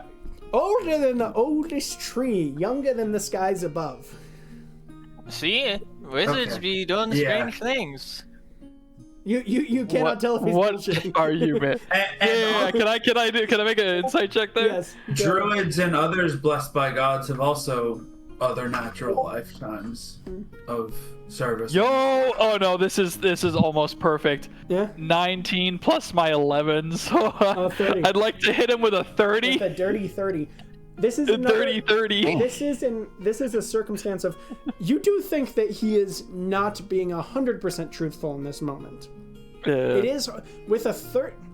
He has a very high deception. It is hard to with like the differentiation between it here. It's hard to crack whether you think that he is being deceptive in he is overstating. He's you've triggered. Is he exaggerating or outright lying? Right, you know that the bullshit meter has gone off. Well, you also don't know if is he overstating, is he understating? You cannot tell with the bullshit meter having gone off. Older than disguise. Are we just chilling with like an avatar of the Tinkerer? Scrampton is the Radiant King. No, I think I'm just hanging out with an avatar of the Tinkerer. Jean-Jacques like looks at him and he goes, "Do you point that? Do you say this to him? Do you bring this to his attention?" You see, he's staring into your eyes. He's do it. There is buffoonery here. I lean in real close. I realize if I call you out for potentially being an avatar of the Tinkerer, you'd probably just bullshit me again either way.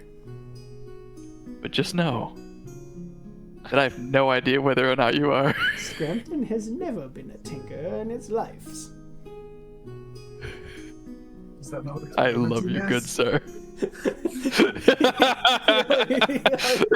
Yeah, it's hard to. You know the bullshit meter's gone off. It's hard to tell what it is. It's like I don't know. I don't know. You're talking shit. But as we ping back to the story, yeah, Marion just sort of 400 years old. That seems like kind of no way, right?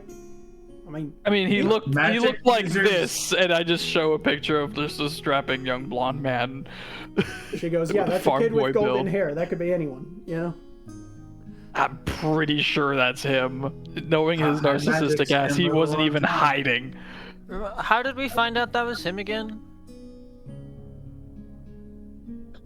Dramatic flashback handed to us by the GM. I don't know. Okay.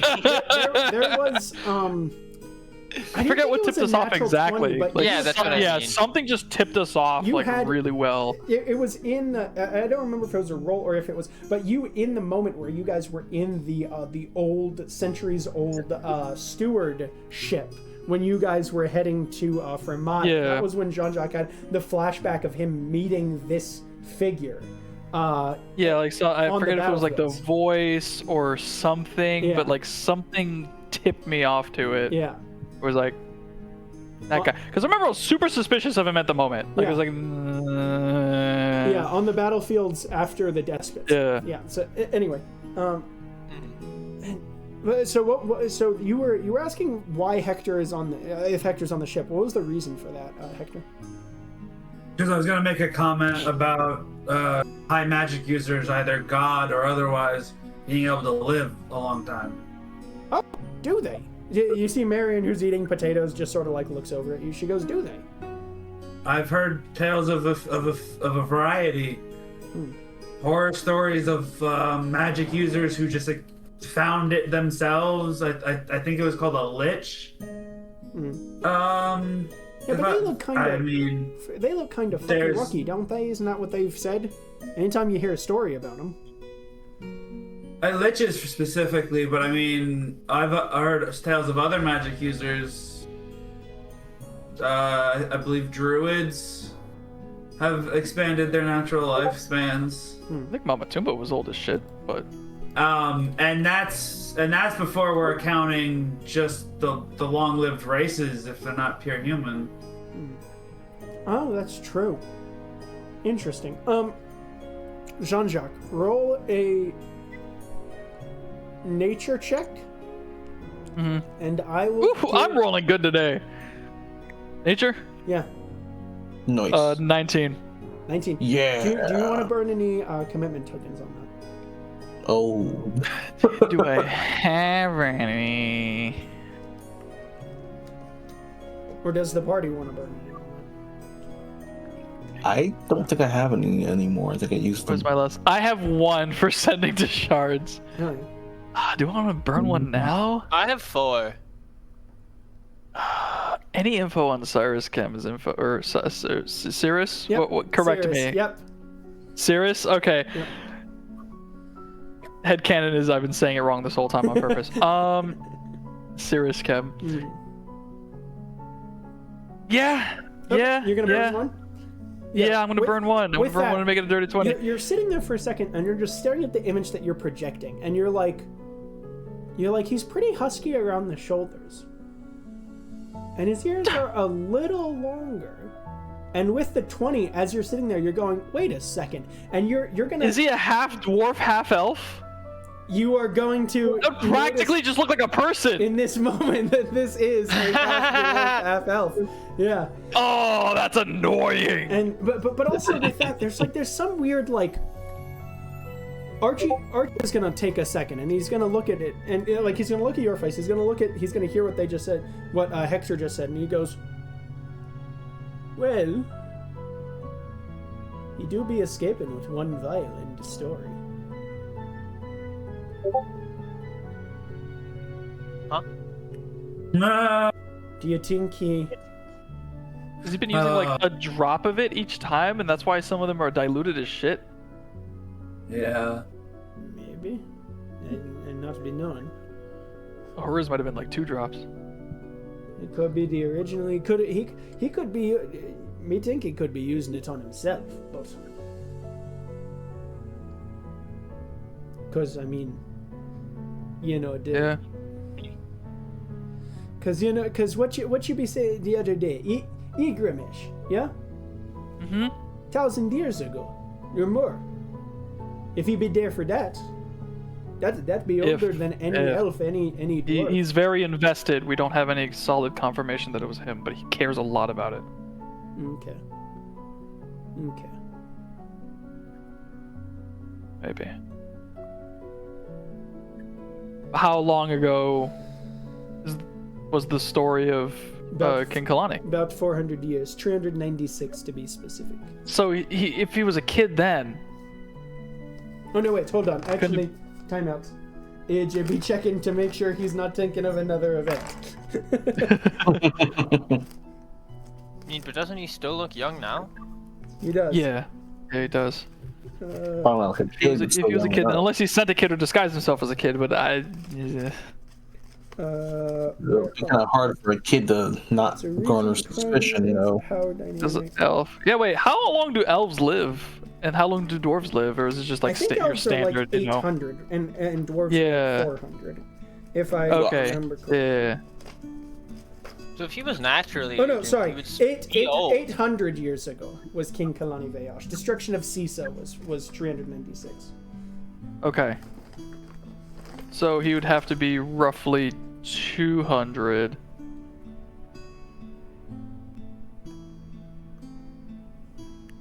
If he was the one at Yggdramesh. At least no. Baby Yggdramesh. Because he'd be 1 with that math. Yeah. But so he was not a kid. He wasn't a kid, or it wasn't him. But that, I mean... No, but but he was there. Or he was involved somehow. I asked the sword if it was Cyrus Cam, and he said he wasn't directly AJ needs to check the VOD at this point, but before the next one. But I'm pretty sure the sword, what it was. Yeah, he wasn't directly. He was. I said, was he responsible? And he said, he gave I do remember that answer. Yeah. He gave a vague. He wasn't directly involved. Yeah. But basically, sounds like he was there. It's like almost. Either he was there, or he's very heavily connected to the event. Yeah. Somehow. So which still implies he's alive. At that time. Or I guess the only other option. Unless he died at the event and then came back as a kid or something. I don't know. That'd be pretty crazy. That would be loony. You're gonna he remembered. Speaking of remembering past lives. You're gonna see Nad kind of finish his stuff on the table and just go, okay, this is getting way too fucking cosmic for me. Hold on, I'm just I shoot things. Give me a second, I gotta go. And you're gonna see there are a few of your crew who split off to head out. There are a few that are invested. You watch that Marion and Clarion are both just invested in the story. Archie's still there. Scrampton, we said, was not. Mateus and Jixus, the furbolgs that are there, they're just gonna take a second, and Jixus is just gonna go.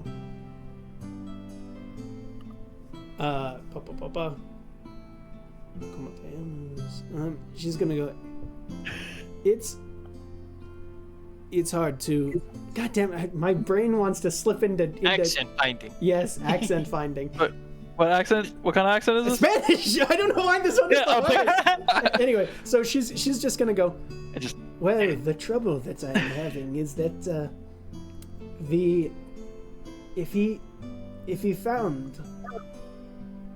if he was there at the destruction of Yggdramesh all those years ago,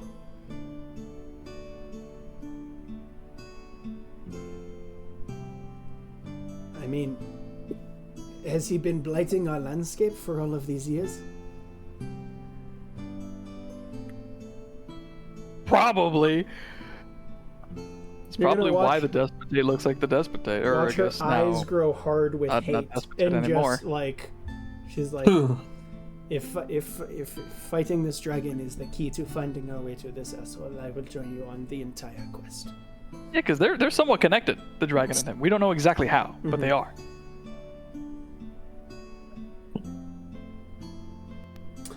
And you see her they sort of settle in for the dinner.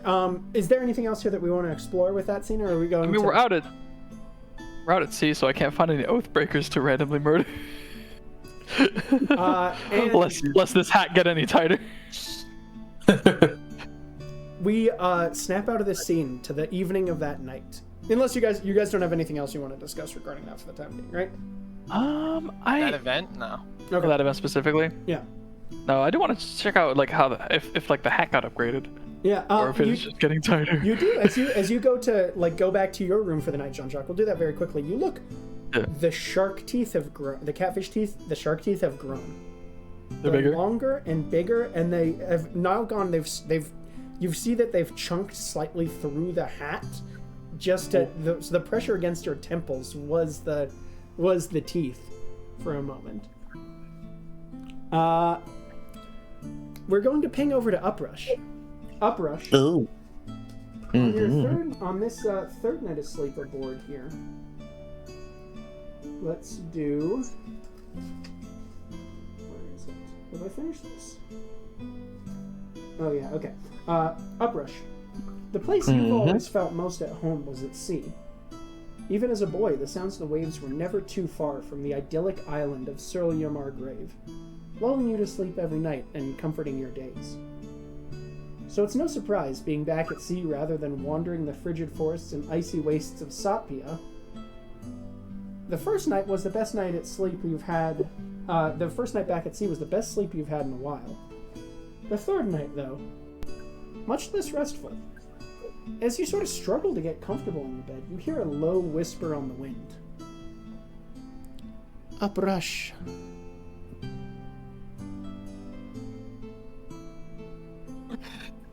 Ooh, I'm gonna sit up immediately. What the hell?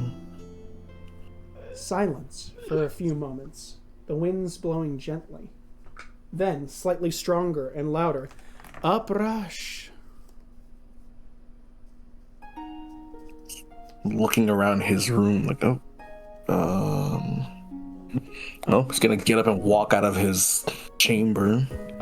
As you go to do that, you sense this palpable tension in the air, and right before you put your hand on the door knob, you hear Uprush, and you see the wind blows into your chamber, and you watch as the swirling pattern of the wind begins to crystallize in sort of a hovering, blowing back and forth, moving face, vaguely resembling the snout of a creature. And you see some glittering silver eyes peering curiously at you. Why have you not contacted me yet, hero? Why have you avoided exercising the gifts you have been given?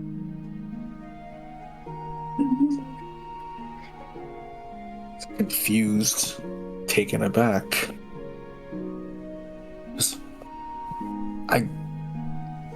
What gifts are we talking about here?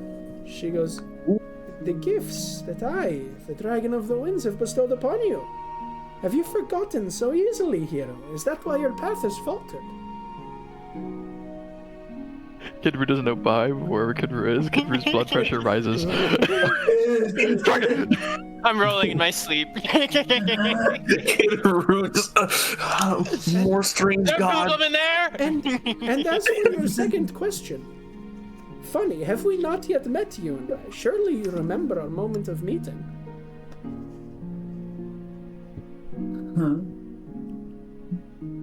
I hate to say that I meet a lot of people. I'm usually pretty good with faces. Not that you sound completely unfamiliar, though. When last we met, you were floating amidst the sea of flotsam. Your spirit called to me, as it did before.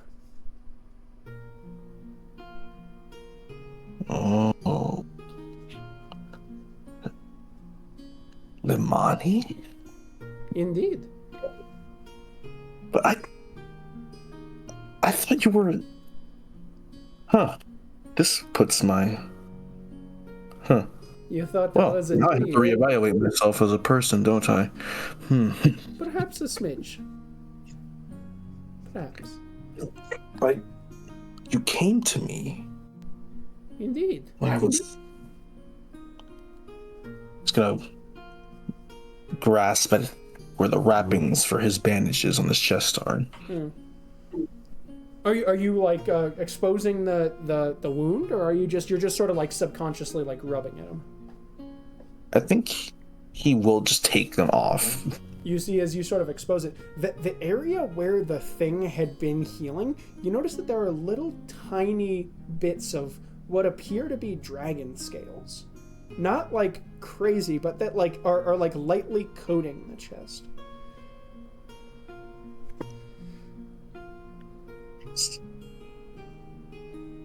You saved me.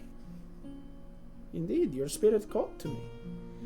I have come to you now to seek your aid, for in these dark times my power and memory wanes, and though you did not remember it, we came to an accord.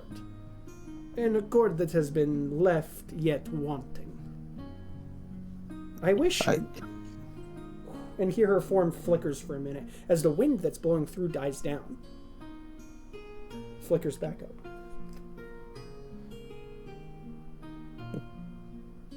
You're getting weaker? Is that even possible? Indeed, the spirit of, Let me speak to you. She goes, I wish as you do, for I have seen your spirit uprush, and I know that your semblance, your internal desire of fun, of joy has been waning through these dark and horrible times. I wish for the good done to engender more good. My spirit of adventure, of kindness for kindness' sake, is lacking, is flagging, fading.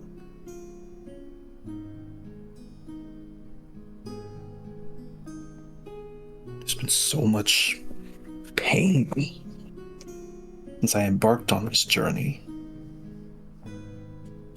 I feel like everywhere I go, people are just suffering. You're gonna It's even harder to put on a smile than usual. It is understandable. You're gonna feel the scales that are around your heart warm just slightly, like a light hug. And she's just gonna go, it is understandable. The world around us, the cruelty of others, it is hard to bring that joy. But I ask, I beg, I require you to bring that spirit in joy, that spirit that makes you who you are, into your day-to-day. I will try to guide you when the path seems clouded. I will assist. Hero, there is something else. You're gonna see her form. You're gonna see the eyes hovering in front of you take on this expression of concern for just a moment. She's gonna go, the other gifted. I sense one other who has been tasked with something similar. I sense they approach. You will need help soon. And you will need luck.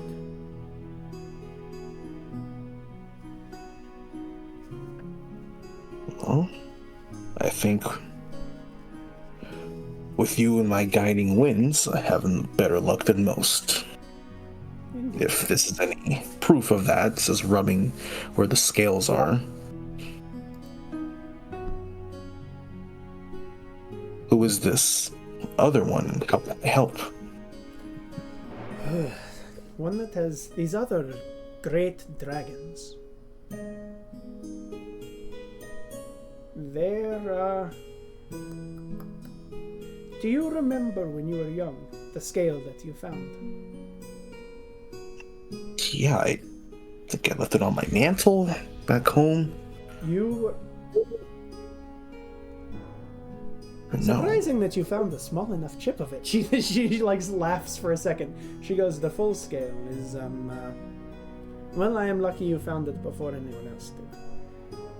Our scales can grant one these powers. Once. One of the other great dragons, their gifted approaches. Good luck. And she will vanish into the wind.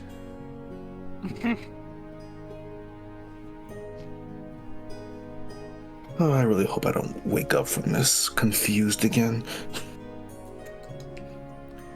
Indeed, we enter the next morning of travel. It's hard for a moment of like, is this a dream? Is this a vision? But you sense like as you begin moving you can see now actively these currents of wind. And as you go to gesture, you gesture out at the sea and you release your first blast of wind, your first eldritch blast as Uprush becomes a warlock of Lamani.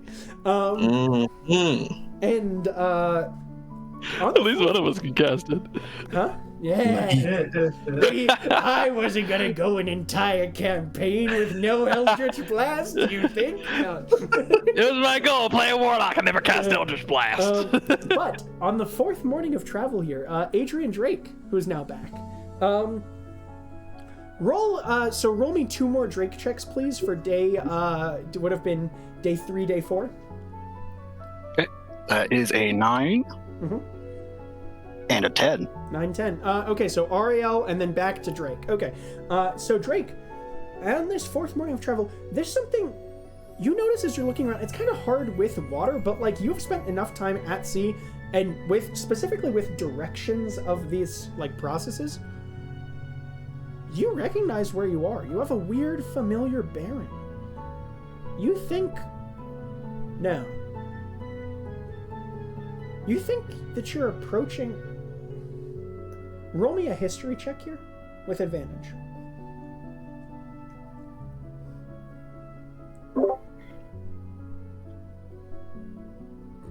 $19. 19. Sensational. No.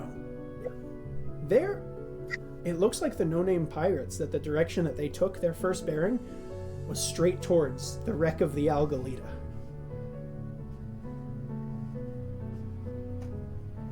Well then. Mm-hmm. Well then. And, that doesn't sound good. We will, before we get you to got that, Travis to emote. We're all dead. I did. I got a Travis emote. But before we get to that, we're all dead. Before we get to that, I'm going to save that for the last thing for this session. And before we get to that, Jean-Jacques, you feel a tap in the back of your head as you hear, "Hey, boss, I'm here." Oh. Boss, little guy. Here. Yeah. Come on. He's here. He's staring at me. He's giving me a weird face. All right. I'm in.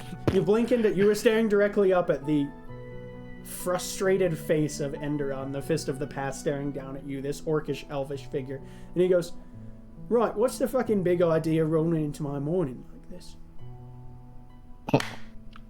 The envoy has been attacked. Yeah. Yeah, Unfortunately, we've heard that by the fact that they didn't have their check-in a couple of days ago when Jayen, my treasured assistant, thanks by the way for that. You see that he's like this. There's like this frustrated expression on his face. Didn't check in, probably dead. Meteor storm. Cyrus Chem. Fuck me. Okay. Yeah, okay. yeah, and the rest of us too. Yeah. Okay. Shit. You're gonna see him start like scratching at his head, and We're currently off the coast of Kelkari. Otherwise, we'd be there. You hear a sob, and you look around. You appear to be in this like council chamber, and you see the sister of Jayen that has now died, the secretary that is now the representative on the council. Benia, this like dark-haired, blue-haired elf, sort of turn to you and go. I didn't realize you were in the meeting room. She's dead. We don't know. You motherfuckers. As soon as we're done with this, that's where Tech's going. Okay. He's gonna try to intercept what's left. Not everyone died. Okay. So maybe. Roll me an insight check here, Jean-Jacques. Yeah, you got it. Oh no. 14. Yeah, okay. Yeah, she's like just racked with guilt. You see that Brioni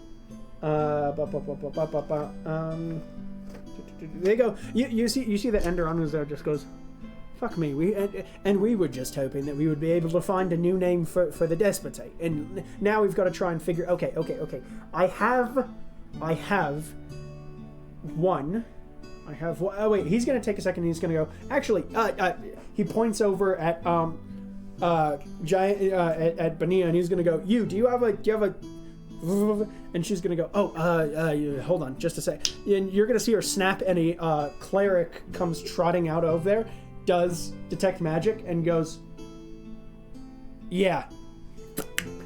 You watch as a blast of what's it called? What's the spell that gets rid of magic?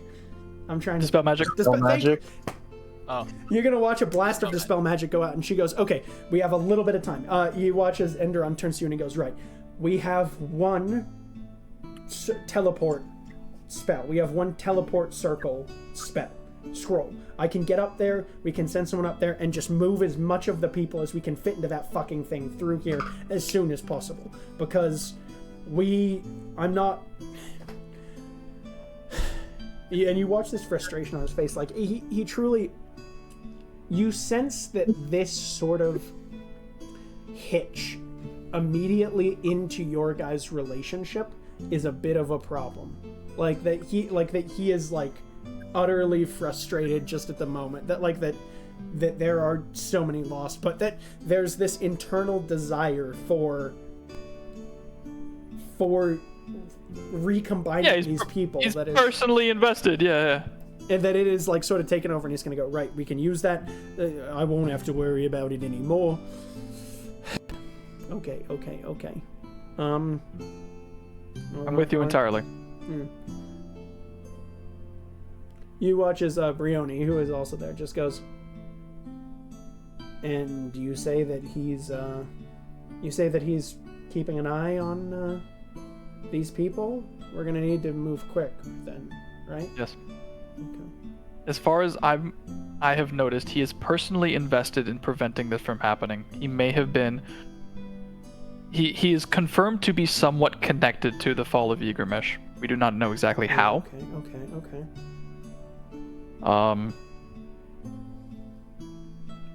But he was invested so much that it was him personally that was there during the attack. Oh, on the people, the Bentuku peoples. Yes. Which means he's not over here. We're off the coast of Kelkari. We're trying to address the dragon. Okay. And he's seemingly connected to the dragon. We're not entirely sure how. You're gonna watch as this cleric that they've brought in waves their hands again, and she just goes, okay, he just got the last bit of that, but that's just that last. He's somewhat connected as he tried to. Yeah. Okay. I gotta.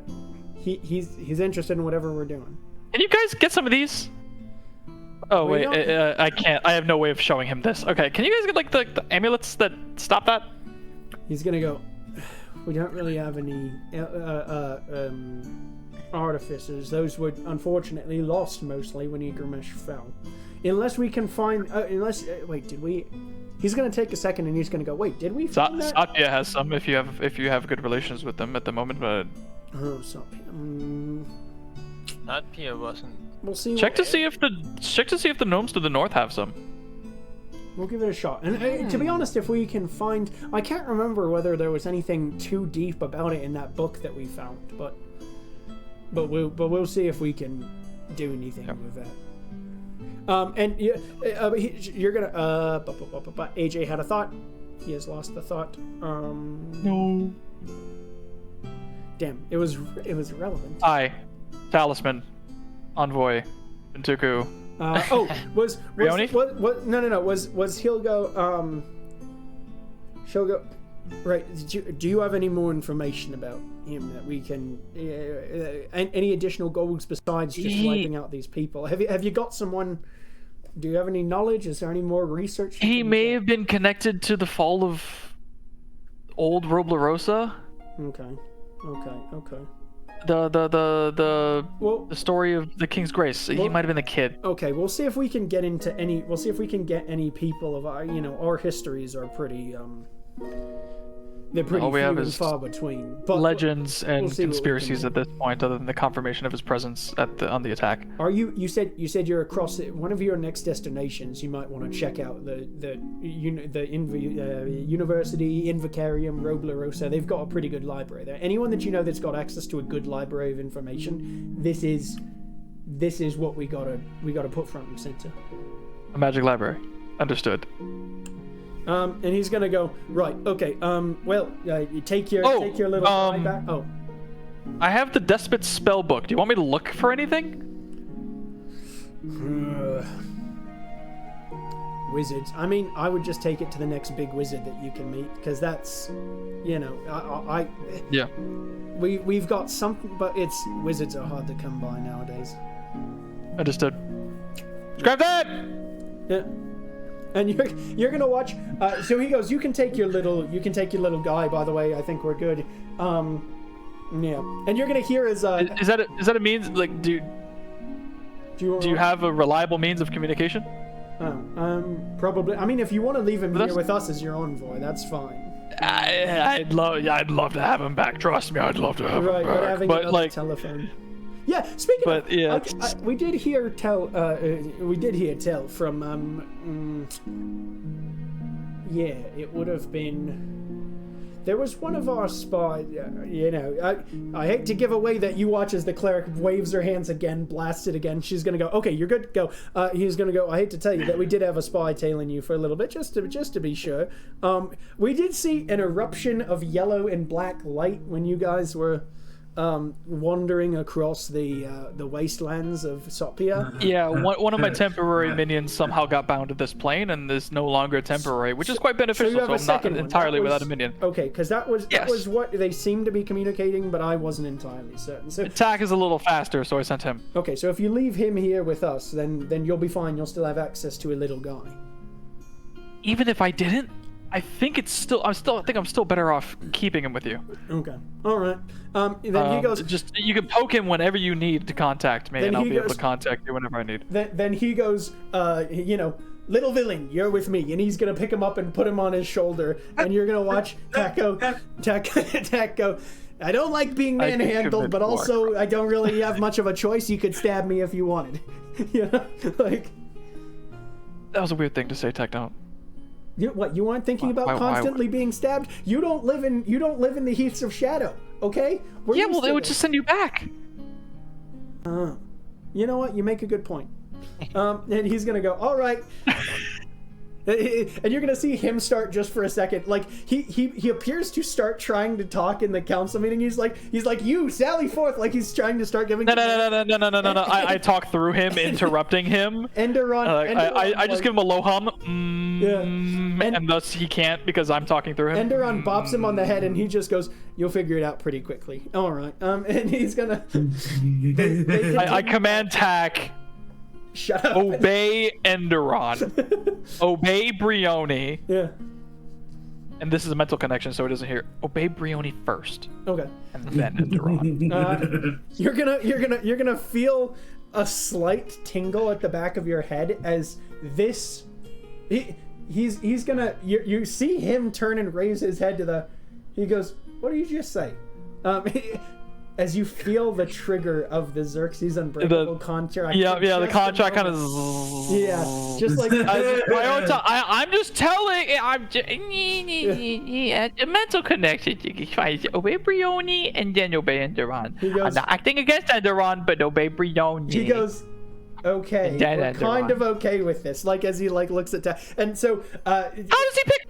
It's a mental command. No, I'm saying he looked at you, and then I assume you said aloud what the situation was. Were you saying the rest of the situation aloud, or because he tagged? No, I'm only communicating with tag. So okay. So when you said the first one, he tagged the. He tagged something. That it was. He felt it buzz. He felt it invoked, right? Oh, I don't like that. And he goes. So that's why he said to tack. He said, "What did you just say?" You know, so that way he could. Oh, okay. Yeah.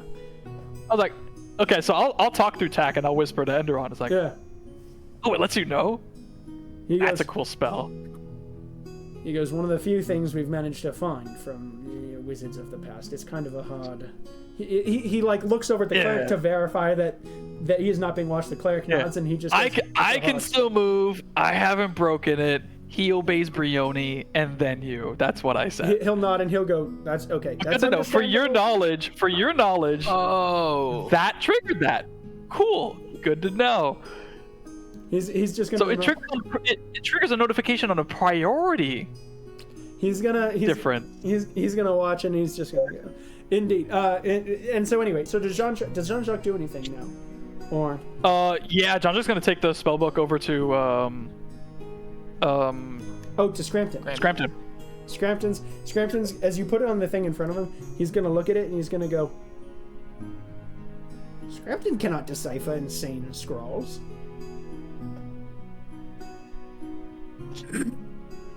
So you have no clue what you're looking at. It's bound in human flesh. I did not need to know that. Ew. Yeah. Wondering why it was so soft. Yeah, and he's just gonna go. Scrampton has no knowledge of these things. I mean, someone trained in these arts would be a better. What is Scrampton, a sorcerer? What is happening? What is Scrampton? We don't know. He's not a wizard? Are you not a wizard? Scrampton is concerned with all of these questions you keep asking him. I assumed you're a wizard. Assume nothing. Learn everything. Shit, he's not wrong. He's not wrong when he says that. Fair enough.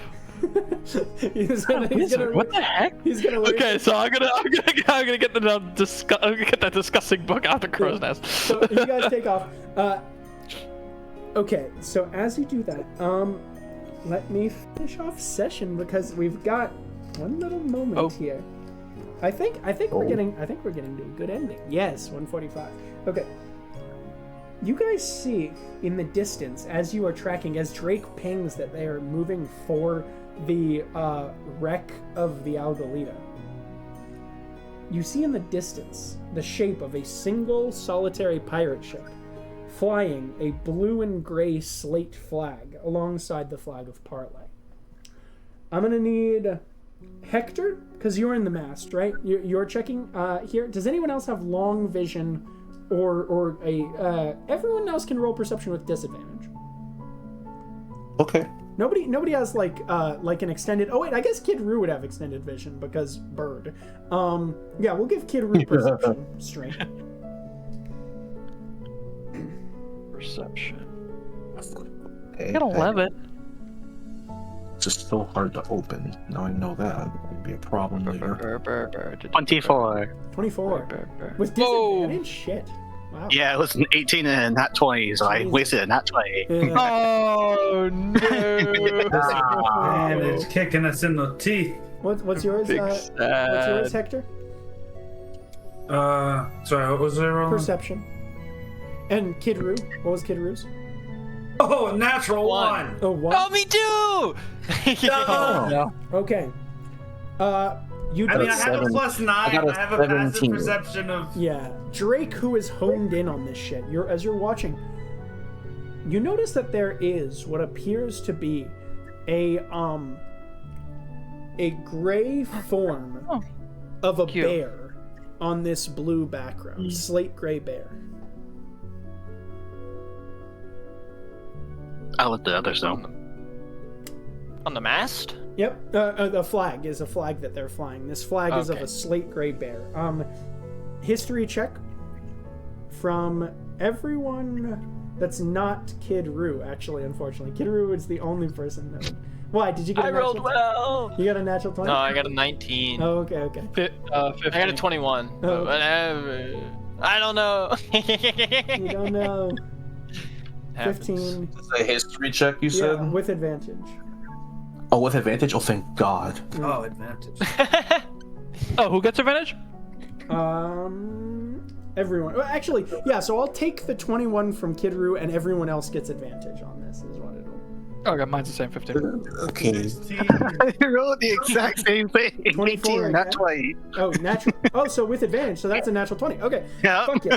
Yeah, you got it this time. Woo! That Yay! one, Wasted nothing. so that one, with that, as you're thinking about this, you recognize this from a long time past. You guys had heard of this flag, and you saw actually one of the copies of it aboard the tower of where they had hung their conquest. Yeah, I remember that. This is the flag of the Salt Bear Shriek, and as you take a second, you're thinking natural 20 Salt Bear Shriek, the journal of Grimjin Yarrow, the tiefling from long ago Oh. that disappeared.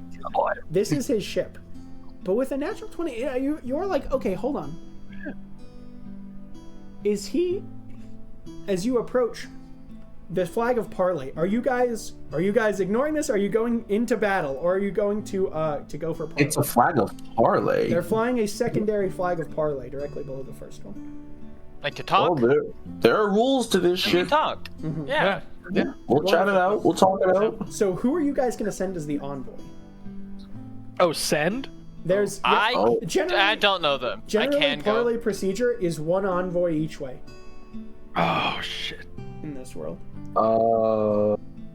Who do we trust to go out there?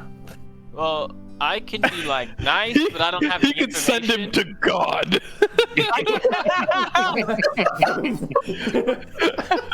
Bluey. Imagine he grabs their head and goes, talk to the Lambent 3.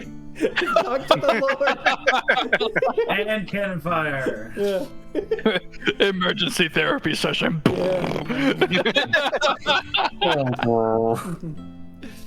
Yeah, but I don't have the actual information on who they are or why we care Well, about it'd have to them. be so I someone don't who- know.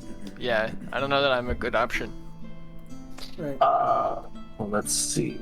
And aboard this, I mean- reminder that based on this tracking thing, you believe that aboard this ship are, the ship that you were tracking. You were not tracking the people because the magic connection, but We'll the send Drake and he'll kill them all. Blackwell, Karn, and Koki should be aboard this ship if your tracking information is correct. Yeah. Ah, shit. I mean, I have a pretty good exit plan. So does Just invisible jump. Oh. and then have Toe be like, I'm here! He's over here! He's over here, come get him! Oh. Obviously, we send Toe. Yes. Honestly, I could talk through Toe, but that would be a very uncharismatic experience. It's the safest So if option, it's like- I guess. It is the safest option, though. Yeah. I didn't know you could talk through Toe. Yeah, Drake Toe can would be a talk to him, yeah. really good combo. Yeah, honestly. And we have Yeah, that works. I think that's a good Drink and idea. Toe? Okay. Oh yeah, it was a high Toe. Oh! Yeah. Okay. So we send in the little. So you into one of your jolly boats. You lower down Adrian, Drake, and Toe. Oh, I mean, did Adrian consent? Wait.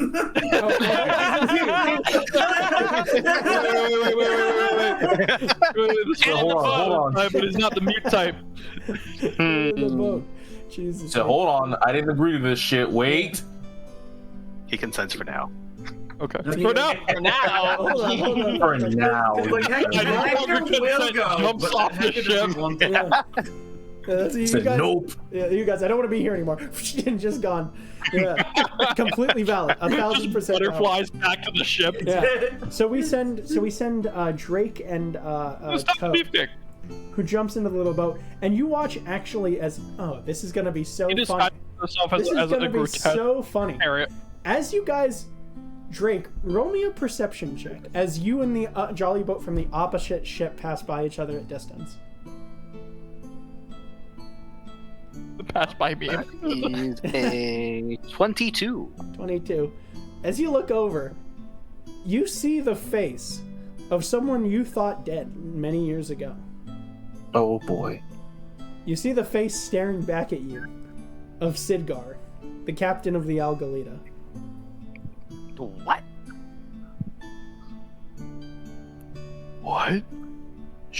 And that will be where we'll end today's session. That's a perfect opportunity. Oh, There we go. brutal. And out we go. Okay, yeah, thank you all for joining us for this episode of Tales of Tupenia. Check out the Side of Tots. We will be following up immediately after this. Peace. Have a good one. See you next Wednesday. See you next Wednesday. Boodaloo.